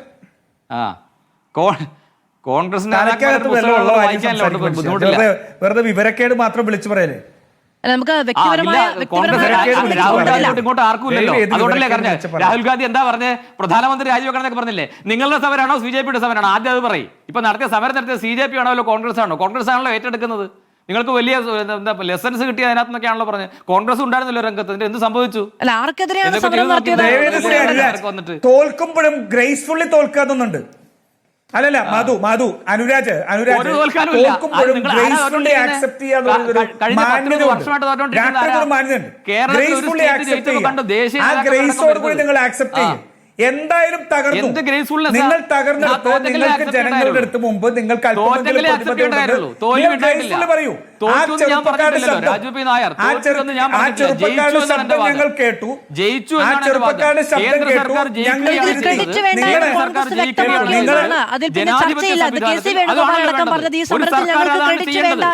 സർക്കാർ അതാണ് ചെയ്യേണ്ടത്.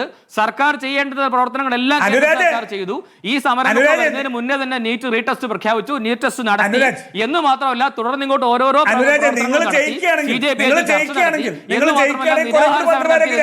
നിരാഹാരം നടത്തിയിരുന്ന ഈ സമരത്തിനൊക്കെ മുന്നേ സമരം നിർത്തി. അത് ആരുടെ കയ്യിൽ നിന്ന്? കേന്ദ്രമന്ത്രി JP നഡ്ഡാജിയുടെ കയ്യിൽ നിന്ന് വെള്ളമായി കുടിച്ചിട്ടാണ് അദ്ദേഹം അവസാനിപ്പിച്ചത് സമരം.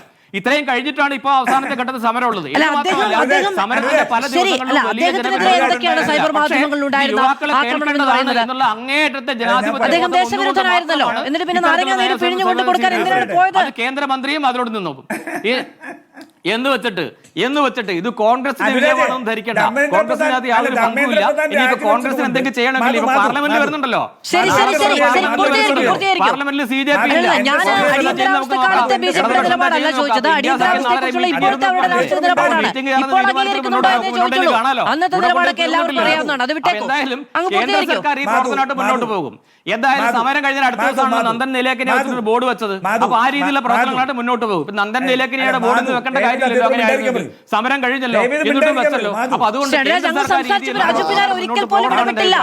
ഇത് മാത്രമല്ല, ധർമ്മേന്ദ്ര ഈ ചർച്ചയുടെ അവസാനം ഇങ്ങനെ ബഹളം വെച്ചിട്ട് കാര്യവുമില്ല. ധർമ്മേന്ദ്ര പ്രധാൻ വിദ്യാഭ്യാസ മന്ത്രിയായിരിക്കെ കേന്ദ്ര സർക്കാർ വളരെയധികം മാറ്റങ്ങൾ കൊണ്ടുവന്നിട്ടുണ്ട്. ആ മാറ്റങ്ങളെല്ലാം ഇനി മുന്നോട്ട് കൊണ്ടുപോകണം. അങ്ങയുടെ അഭിപ്രായമല്ല ശ്രീ എ കെ രാജ്, അദ്ദേഹം പറഞ്ഞ് പൂർത്തീകരിക്കട്ടെ. NEP 2020 ഉണ്ട്. അപ്പൊ ഇത്തരം ഭരണപരിഷ്കാരങ്ങൾ, വിദ്യാഭ്യാസ രംഗത്തെ ഭരണപരിഷ്കാരങ്ങളെല്ലാം, പുതിയ പുതിയ മാറ്റങ്ങളെല്ലാം അക്കാദമിക രംഗത്ത് സ്വാഗതം ചെയ്തിട്ടുണ്ട്. അതുമായിട്ട് മുന്നോട്ട് അങ്ങ് പൂർത്തീകരിക്കും. ധർമ്മേന്ദ്ര പ്രധാൻ രാജിവെച്ചത് അല്ല, ധർമ്മേന്ദ്ര പ്രധാൻ രാജിവെച്ചത് സർക്കാരിന്റെ വിജയമാണെങ്കിൽ ബാക്കി മന്ത്രിമാരും കൂടെ രാജിവെക്കട്ടെ. നന്നായിട്ട് ആ വിജയം നിങ്ങൾ നേരത്തെ തൊട്ടേ വസ്തുതാപരമായി സംസാരിക്കുകയാണ്. നന്നായിട്ട് വിജയിക്കും. ബാക്കി മന്ത്രിമാരെ കൂടി രാജിവെക്കും. എന്താണ്? ഉളുപ്പുണ്ടോ മനുഷ്യ? എന്താണ്? ഉളുപ്പുണ്ടോ നിങ്ങൾക്ക്? ഉളുപ്പെന്ന് പറയുന്ന സാധനം എന്തെങ്കിലും ഉണ്ടോ? നിങ്ങൾ ഉളുപ്പുണ്ടോ? കോൺഗ്രസിനെ പിന്നെ അടിയന്തരാവസ്ഥ ഇങ്ങനെയൊക്കെ രാജിവെച്ചിട്ടാണ് കോൺഗ്രസ് ഒരു മിനിറ്റ്. രാഷ്ട്രീയം എങ്ങനെ മുന്നോട്ട് കൊണ്ടുപോകണം അറിയാത്ത അടിയന്തരാവസ്ഥയ്ക്ക് BJP പറഞ്ഞു കൊടുക്കാതിരുന്നാൽ മതി. അനുരാജ് ചരിത്രം കേൾക്കൂ. അല്ല, ഇതിലൊന്നും ആർക്കും സംശയമില്ല. അടിയന്തരാവസ്ഥ കാലത്തുണ്ടായിരുന്ന ബിജെപി നിലപാടിനെക്കുറിച്ചല്ല ഞാനും പറഞ്ഞത്. ഞാനും പറഞ്ഞത് അങ്ങനെയല്ല. ഇപ്പോഴത്തെ നിലപാട് മാത്രമാണ്. അടിയന്തരാവസ്ഥ എങ്ങനെയാണ് പുതുതായി ആചരിക്കാൻ തുടങ്ങിയ കാര്യങ്ങളിൽ അറിയാലോ. ചരിത്രമേ അറിയില്ല. ചരിത്രവും കോൺഗ്രസ് ശരി, അല്ലല്ല. അടിയന്തരാവസ്ഥയുടെ ചരിത്രം നമുക്ക് വേണമെങ്കിൽ സംസാരിക്കാം. എന്റെ സമയം പൂർണ്ണമായും പൂർത്തീകരിക്കുകയാണ്, പൂർത്തിയാവുകയാണ്. വളരെ പാനലിസ്റ്റ് താങ്ക് യു ഓൾ.